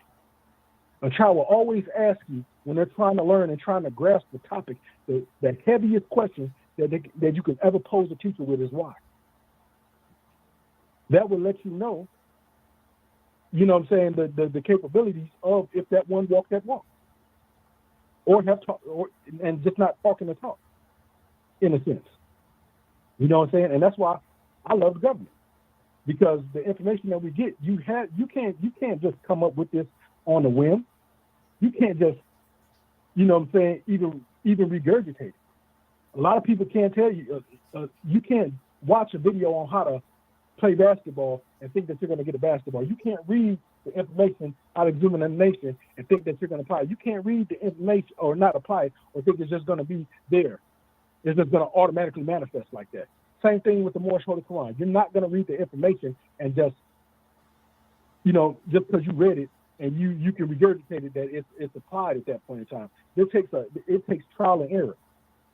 A lot of people are afraid of the failure that comes along with that, so they will never even attempt to try. And as long as we stand underneath, our banner, and founded in what Noble Drew Ali brought for us, you are always going to be on the climb. Your climb don't have to be fast. My climb don't have to match yours or someone else's. My climb has to be into the mode of growth that is suitable for me. And this is one thing I also learned, that you have to learn how you learn. We go through life and not learning how we learn, so therefore it's harder for us to even grasp the concept of why a government. There's so many people don't understand why you can't be black. Why lawfully black is just a status. And we have a lot of information to give and unfold to the people. It's on the people. There's a lot of people that are just not going to wake up. And that's the sad reality of it all. But as long as you are doing your work in your own garden, that means that we're good. I try to stay learning something every day. And you know what I'm saying? And since I've been in this government, it's me transitioning and going to school. I'm not feeling the pressure, because we always study. That's what we always doing. We're always studying. We're always applying it. We're always studying. We're always applying it. And that's what I enjoy about intellectual people, and we have a lot of that here. So with that, I'll leave it. I come to peace of Islam gratitude for that grand measure that you put on the floor, brother. Islam. Yes, sir. And gratitude in Islam, brother. And that's the main message. Yeah, that's why we were trying to definitely get our people to be able to see the application of the demonstration. You know, it's a grand draw being able to demonstrate on that level. So praise be to Allah for having those who are aiding and assisting, because it takes all of us to make this apparatus run efficiently, so to speak, or we can say even properly. So there are no strange happenings, family. Allah is definitely leading on, and victory is sure. We don't get no plainer. And, it don't get no plainer than the truth. Let's just say that. Allah is definitely leading on, victory is sure, and we on the front line. So Islamism without the schism. Grand message, General. All right. Well, Islam. Sister. Yes, sir. Because you speak to Cammy and Michigan. When everyone goes around their elbow to get to their thumbs, I start branching off in a lot of different directions. Could you please tell me what the question on the floor or the topic is tonight so I can focus? Yeah, there's no question on the floor. There's an ayat, and we draw it from chapter 9, ayat 21. And on the 12-step ladder, we ascend until we reach the pinnacle of that which is life spent to build. Temple of perfected man, Islam. Yes, sir. This is Sister Cammy in Michigan. I rise, honor, and praise the great God Allah. I honor His Prophet, Noble Drew Ali, officials, citizens, Moors here, there, and everywhere, especially my Moorish kin. When it comes to the number 12, it's significant. But the numbers and stuff, Saeed is one of the God men or women that knows about those numbers real good. So I would have to refer you to one of them. But perfect the man in that 12-step ladder, I'm able to speak on those things very quickly. Perfect the man, God states. Allah is perfect. Allah made us in His likeness and image.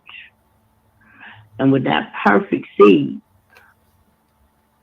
in a 12-step ladder, if you can get to that 12-step ladder, you can get to your God self and the perfection that Allah has given you. It's my understanding that Allah blesses us all by being our Father, God Allah. And everyone has a gift. Even if your gift is just being in the flesh to serve or toil for the Prophet of Allah another day. When you think of perfected man, that's what is perfect. You can look it up in the Roman dictionary, and what's perfect is Allah. And that perfection is within you because Allah made you. Perfected man, God's sake, being righteous, it doesn't happen overnight. Someone that has another faith, and I don't know which verse or whatever it's called, I can't think of it right offhand, using other faith, Faiths, and religion. I'm confident the person was quoting the Piscean record. And my opinion of the Piscean record is that it's built upon a whole lot of theft and a whole lot of Moorish knowledge. He says, no weapon formed against you shall prosper. And I thought about it. And I said, that must be the true part about the Piscean record that made me study it for so many years. I even taught Sunday school. So when Allah is your protector and your God, victory is sure because Allah is leading on. No weapon formed against you will prosper. And there are times you may think back to your younger days. And when I say younger, I'm talking about age and Roman years, and younger as far as being woken up from that state you were in when you were unconscious. But let me stop because I'm trying to leave enough room for at least one more or more. I think I touched on it well enough. Gratitude. In Islam, gratitude, sister, for the drawing. Islam. All right. Is there any other more who would like to come forth and exercise their fire before we go to the officials? One more. Islam? Islam. Is that our brother Malik El-Bey? Yes, Islam. I'm Dr. Malik El-Bey, Divine Minister. I'm here in the Maryland Consulate here. And first and foremost, I rise and give praise to Almighty God, Allah, and giving honor to our holy prophet, Prophet Noble Drew Ali, Al-Hashif Abdul Ali, that is. I want to give honor to the forerunner of our holy prophet, Marcus Mosiah God BL. Give honor to our theocratic government of North America, our Grand National Seal, our Grand National Seal, our Grand National Emblem, and our flag. Give honor to Act 1 of our theocratic government, all our royal council. Give honor to all of our officials of North America. Special honor to you, National Assistant Grand Chief, for this beautiful, masterful class. I mean, it's an honor to be able to hear the universal Allah, the teachings of the universal Allah being made and being explained the way you broke it down. Anyone who don't get it is because they don't want to, because you brought all these measures together. You brought them all together. You showed how the universal Allah is one, but yet he's more than one. All life is one. And so you broke it down, man. You made it so simple. Like I said, attention is the pilot. But if one don't give his attention because his attitude is not right. I love divine, but I don't hear anything else. Islam, somebody talking in the background. Yeah, not just about the camera, but got you you, was brother out. Malik. Everybody. Yes, I got you. Y'all hold fast. And brother Malik, give me 1 second. I'm finna try something real quick to make sure that they can hear you on the other side. Okay. Because they saying they can't hear you on the conference call sign, and I know what's going on. I'm finna try something different that I ain't never tried before. And I'm gonna see if this right here fix that problem where everybody can probably hear. I'm gonna try this. Just give me 1 second here, because we want to hear what you got to say, brother. All right. I can hear you over here, but they can't hear you over there. Hold up. Okay. 1 second here. I'm gonna put it on this here, and I'm gonna mute it out. Hold up. Okay. Come on. Don't you do that. Okay. Okay.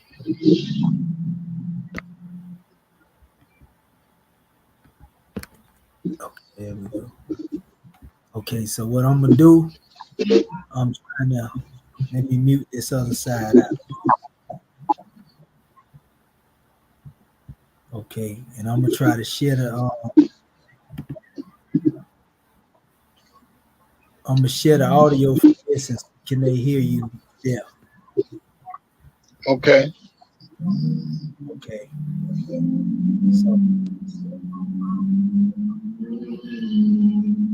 unmute this.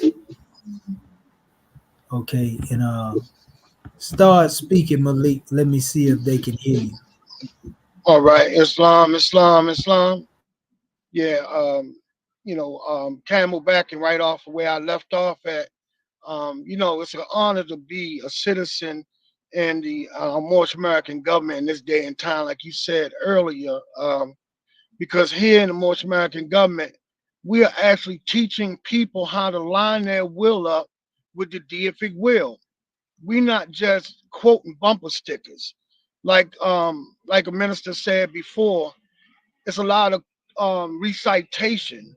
We did that in when I was in the temple. Recitation was a sign of elevation for somebody to be called into second heaven. That's the way that they did it in the temple. However, but when you learn wisdom that's being spoken high from the highest plane of spirit life, you got to purify your mind. You got to purify your mind, and you got to be humble, because in order for wisdom to be guided into your port, you got to be humble.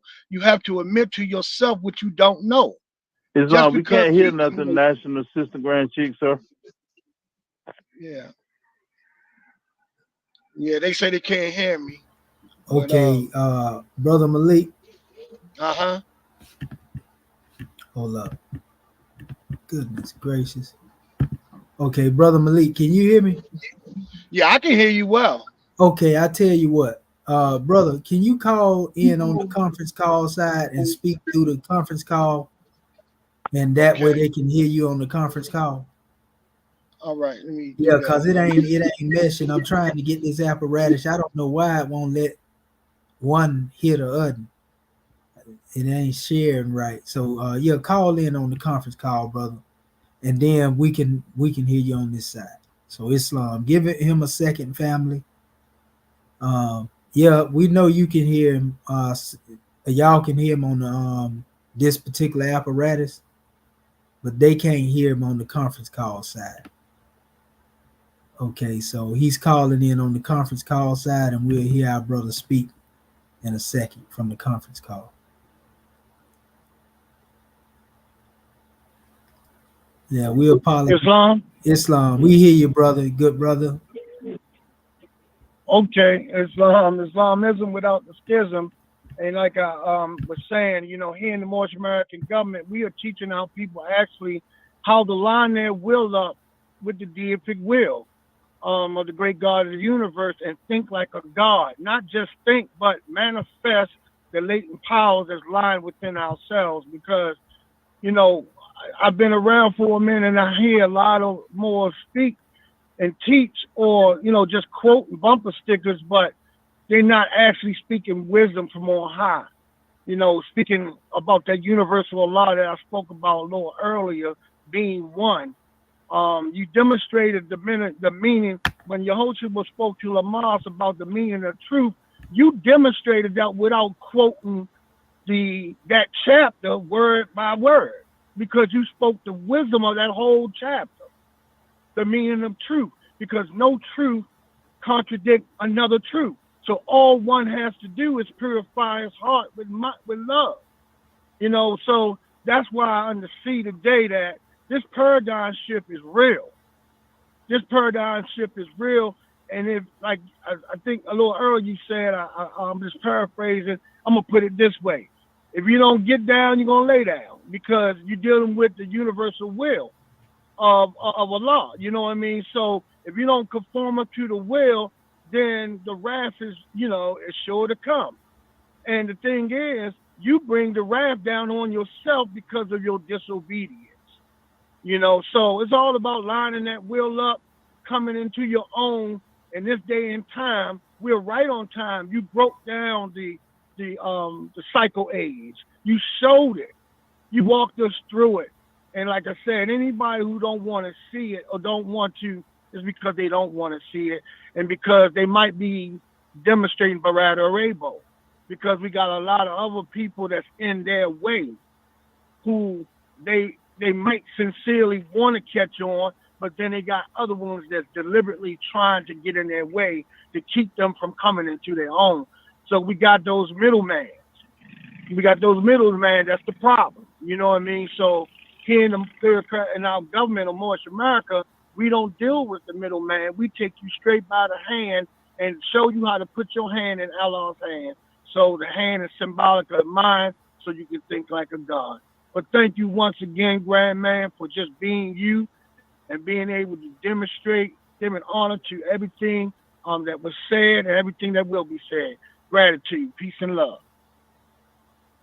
And gratitude and peace and love, brother. We give honors to you for that drawing and making it plain. And yeah, that's what, our task is being, because like you say, most of the time we hear a lot of people philosophizing and all of that type of measure, brother. But, that's the main measure we've been trying to get our people to see. We want to be able to make these things applicable, not just reading about our ancestors talking about the cycle age, but like you say, walking them through them, where we can see them active on every level. And the more that we look within, yeah, we're going to see that demonstration as it is above. We're going to see it below. We're going to see it within. We're going to see it without, functioning on every phase of life.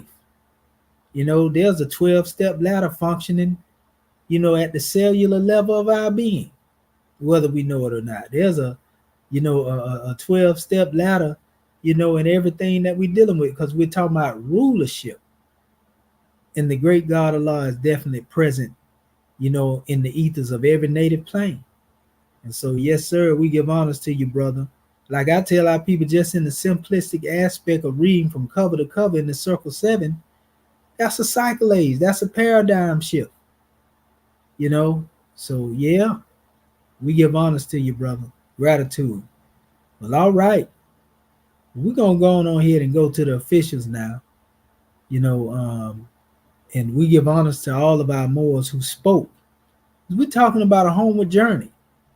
And our people will most of them will basically look at this homeward journey, of YEHOSHUA going home into Nazareth, and that's it.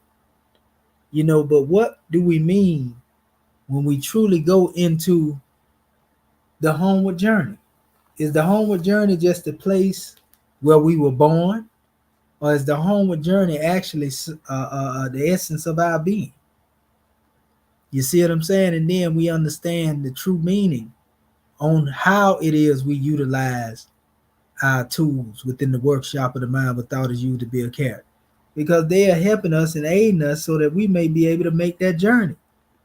We have to be fixed. See? Asphyxiated. We have to be fixed. If we have to be fixed, then that means that at some point we became broken. And you can't make the journey broken. You got to be, fully equipped and saddled, well saddled and fully equipped for the journey along the way, so to speak. So, this is a powerful drawing, family, when we look at these chapters, because we can see the wisdom, as it continues to unfold, and grow as we grow. The more we know, the more we grow, and it don't get no plainer than that. So gratitude. Is there any other more? Yep, Sister Alseta Moon Air. Where you at, Goddess and Queen?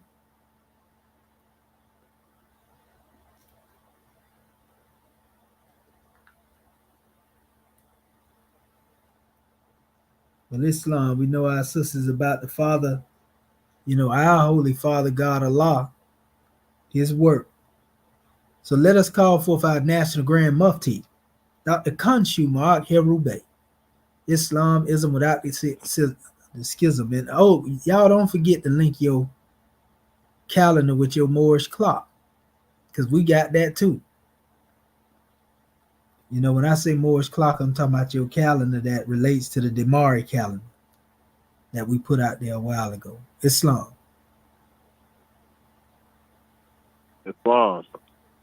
Grand Mufti, you got it.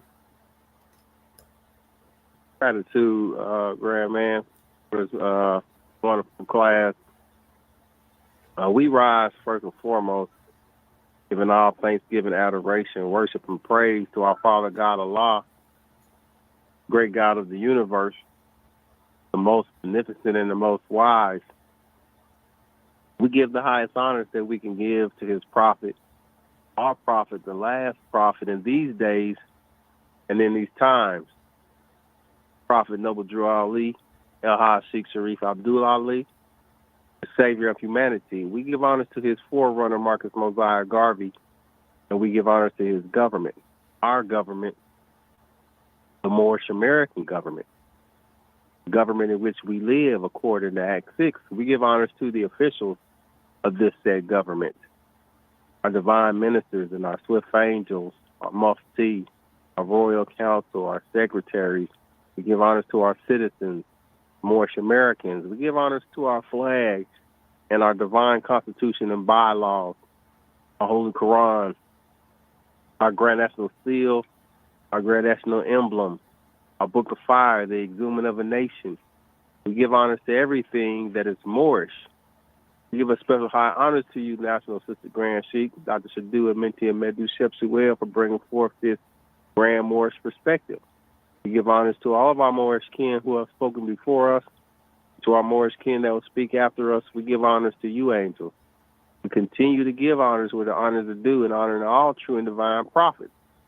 And we give honors to our ancestors, as they have come before us, leading the way. We are them today, without a doubt or contradiction, because no one has the power to change man from his distinct nature.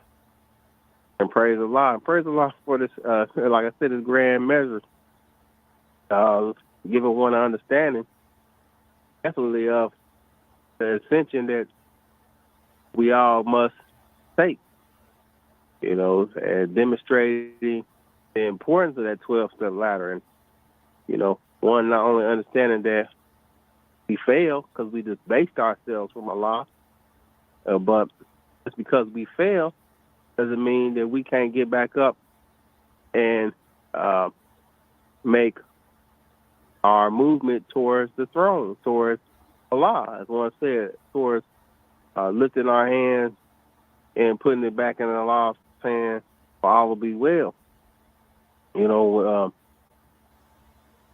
We have to take steps towards the divinity that's within us. I think that's what's so important, or that's one of the things that's so important about drawing off the 12-step ladder, is that things are done in steps and degrees. And if we just take things a step at a time, we'll find ourselves at the top before we know it. It's just when you try to jump, when you try to jump steps, you try to take a short route, you find yourself putting yourself in harm's way. For anybody who's ever been on a ladder, you don't try to take 3-4 rungs at a time. You might fall over. The ladder might fall right on over with you. So you got to keep 3 points of contact all the time. A hand on the thing and both feet on there, and move with precision and caution as you ascend up the ladder. And that's the same thing we have to do when we're looking at this lesson. And the lesson of vibrating at a higher tone, a higher understanding, is that it's done carefully. Because if you're not careful, if you're not attentive to what you're doing, like I said, you find yourself falling. You might find yourself in a position that you don't want to be in. You might find yourself slipping and back at the bottom of the ladder. So we have to be, like I said, proactive, attentive, dedicated to moving up the ladder. And this is, to me, one of the important things of why the Prophet put the demonstrations in there. I just think about the time I had spent in the church, and just the time as a young man, and no one ever presenting this understanding to me. Like, hey, one has to move up the ladder. One to give you the virtues and things like that. They'll tell you, one to be patient and things, and these type of things, but they don't ever give it to you in a way to where you can see it being applied logically.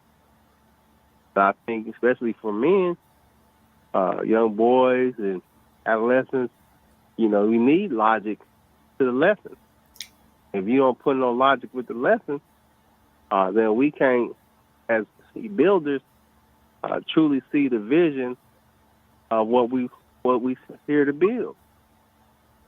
You know, it's like you just put a bunch of blocks in front of one, but you don't tell them that these blocks actually form a castle or a temple. And so one might use the blocks, pick them up, and use them as a little basketball, or throw them in the trash, or you might take it and swing it around the yard like a frisbee or something. The whole time you don't recognize that these blocks is used to build something in particular. They're not just pieces of things that have been set in front of you. And so, you know, this lesson, I think, is very important for us to draw off of that.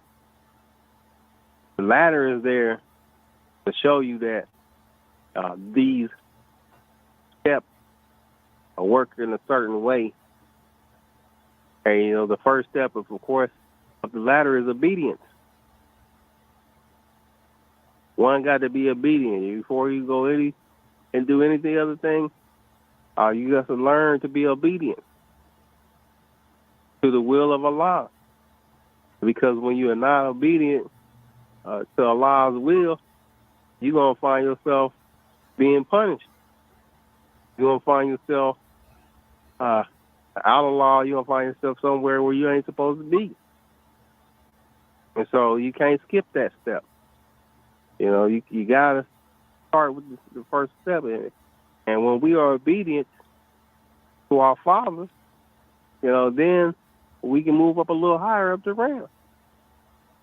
And so, like I said, it's just been a grand, more perspective in drawing off this ayat 21 in chapter 9 and seeing for ourselves that, you know, we are working towards a pinnacle in which man's life is meant to be built. We are rising up above the knot and the gutter. You know, we off the gutter level, we off the street level, and we rising up towards a place where we can build things higher and higher, and where now what we building can be seen from even farther and farther away, because that demonstration is reaching towards the heavens. So I just give honor to you for the class, honor to you, Moorish America, for being here with us, and giving us your time, your attention, respect. We love you. Islam and peace. And Islam and peace for the drawing, brother. Praise be to Allah. Islamism without the schism. But let us call forth our Grand National Secretary of State, Sister Shepsut Rakat Ma'at and Pool, to the Common Bay. Islam, you there, Goddess and Queen? Closest of thought. Gratitude. Gratitude. Islamism. That's all Moorish can. First of all, I want to rise, giving all praises to our Father God Allah, giving honor to our Prophet Noble Drew Ali, the last prophet in these days and times, giving honor to our Moorish American government, all of our officials, staff, with angels, muftis, divine ministers, most especially our Moorish kin. Giving honor to all those Moors who spoke before me, all those Moors that will speak after me. Giving a special honor to our National Assistant Grand Sheikh of Moorish America, Dr. Shadwa Menti El Mohaddad Shepsuel, for opening our meeting according to law, and also hosting this most beautiful Moorish perspectives this evening. Giving honor to Act One, giving honor to our family online, and also to all of our Moorish kin. It's been a great lesson this evening, our Moorish perspectives class, with so many degrees that you brought forth, Dr. Shahi. Much gratitude to you. There were a few things that definitely stood out to me when we look at temples are God's earthly dwelling, you know, and in this subject matter is speaking about, and on the 12-step ladder we ascend. until we reach the pinnacle of that which life is spent to build, the temple of perfected man. So we've got to recognize the fact that that dwelling place within, we've got to make sure that it's dealing with purity, that it's dealing with love divine, in order for it to be able to be used properly, recognizing the consciousness that we and our Creator are one. And the thing that really stood out to me in reference to this special lesson was dealing with the ladder within the self, how we have to become grounded. And when you become grounded, you become well balanced. You've got to be foundated. You have to recognize that the foundation is the holy and divine instructions that our prophet brought to us: love, truth, peace, freedom, and justice, the 5 highest principles known to man. And we don't want to, as our Moorish kin have stated, first of all, you got to make sure that you place the ladder on a firm foundation, which is what the prophet brought to us.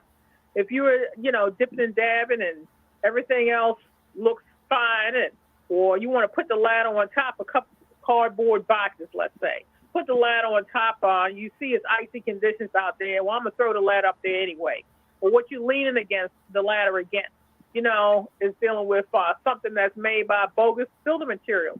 The ladder itself could have rungs that need repair. So all of these things have to be taken into consideration when it comes down to the building of the temple of perfected man within. You've got to make sure that you are using tools sterilized with love, that your thought pattern is open for the Creator to be able to speak to you. Because otherwise, you can open up those doors of fear. I don't know if I'm going to make it on top of that 12-step ladder. Doubt, I can do this at another time, et cetera, et cetera. So that's a powerful demonstration that you brought forth. And also, when I look at in chapter 1, it speaks about finite mind cannot comprehend those things on an infinite level.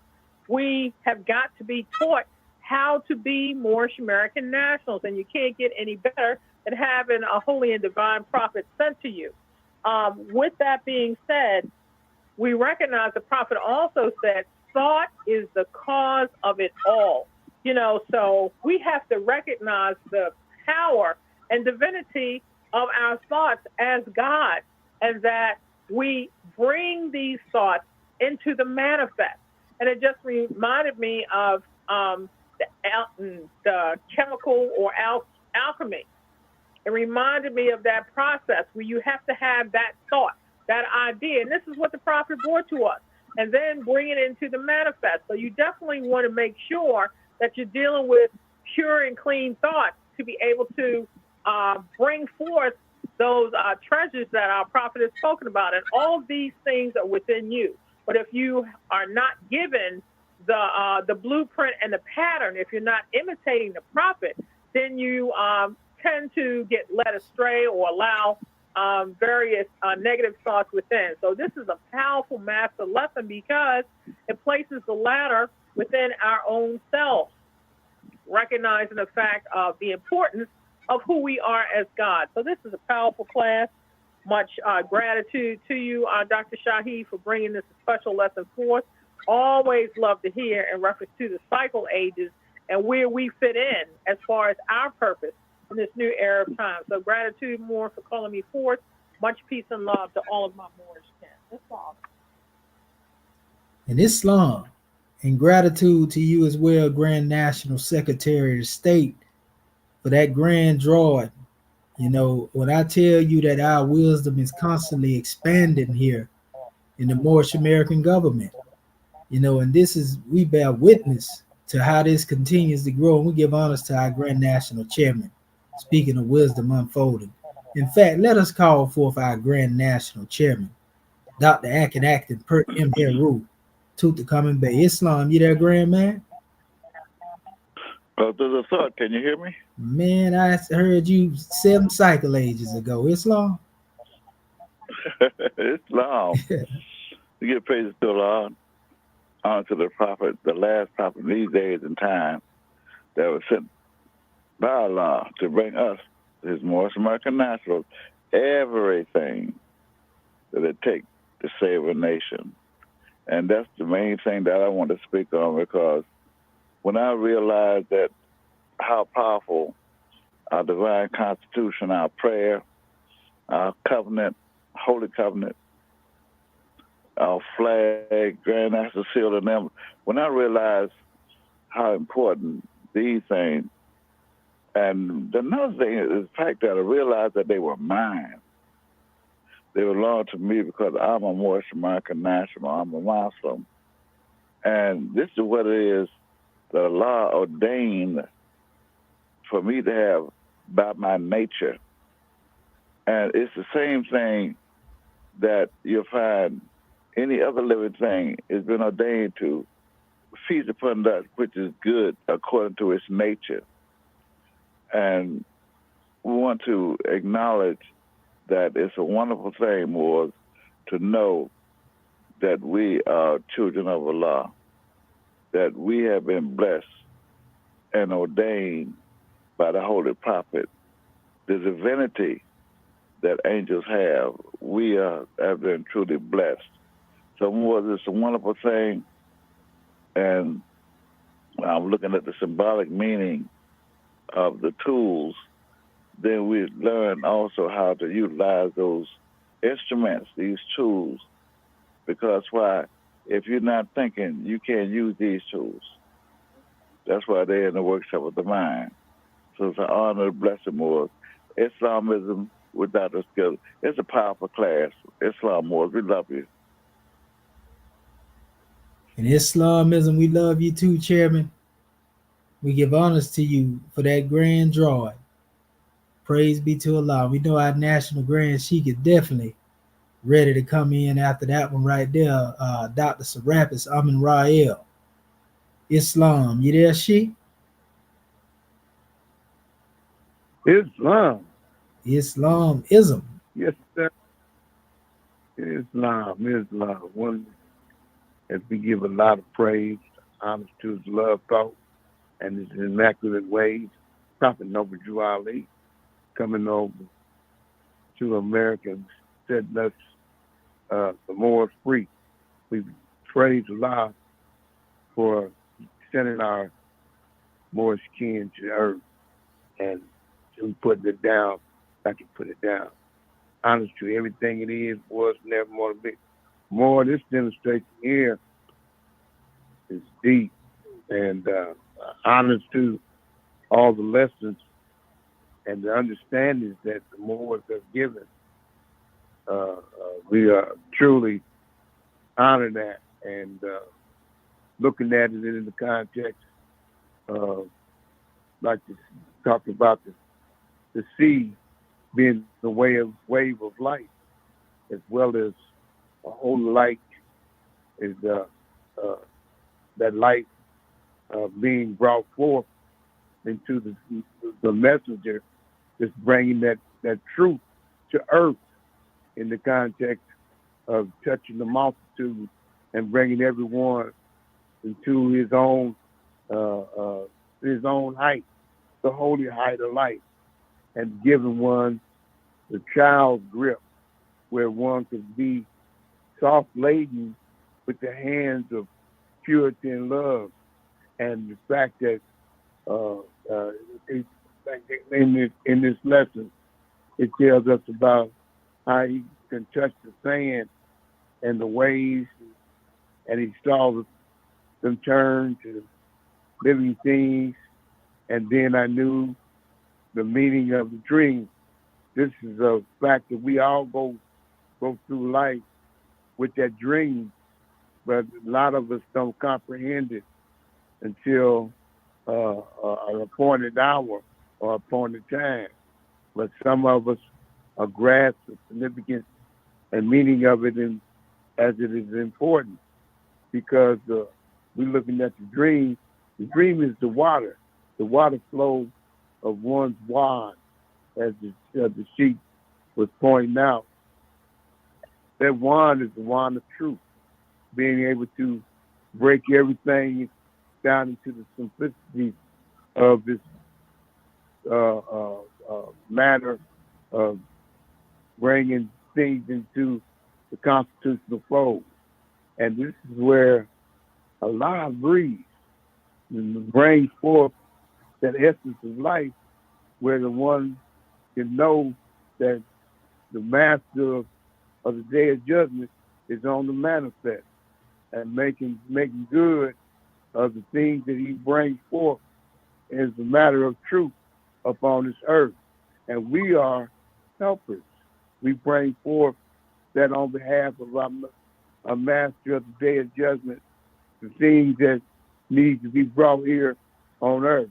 And we're the co-takers or the caretakers of that which he has given us. And we give ourselves what you call the mantle of truth. And one looks at us being in the mantle of truth in the garden of love, truth, peace, freedom, and justice. Walking on the 12-step ladder as well, bringing everything in its Trinity and steps and demonstrating Allah's God, the great God of the universe. More you gave, you get it again. As they say, the seed has done it again. So this is what I see. And to open up some cold windows for us that we haven't seen a long time ago. And we appreciate your wisdom. Islam.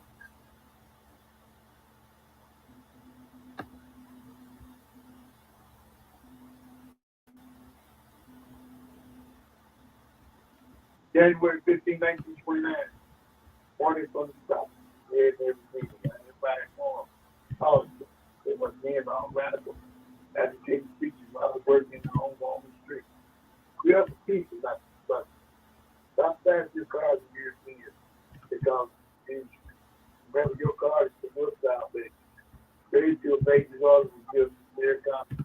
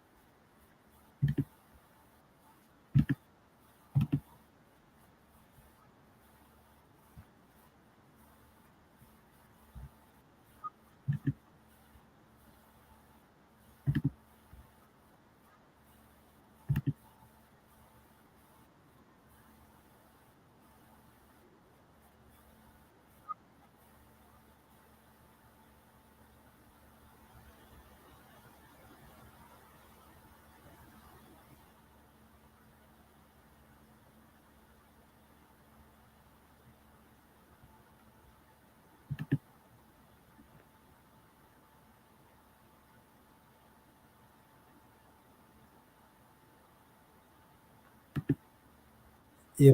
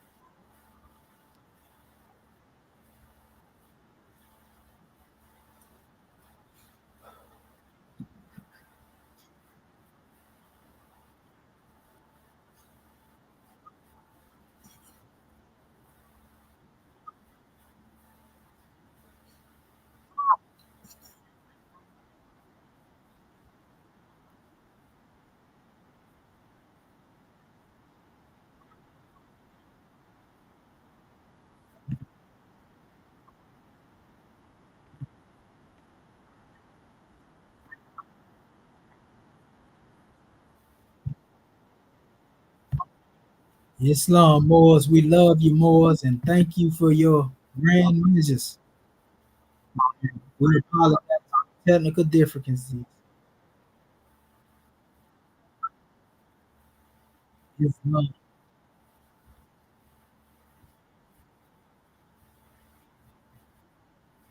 Islam, boys. And we give honors to all of you who out there watching our stream live. Islam, peace and love. Gary Myers Bay, Tarif Bay, Sina Renee, Kamat, all of you. Thank you. Peace and love.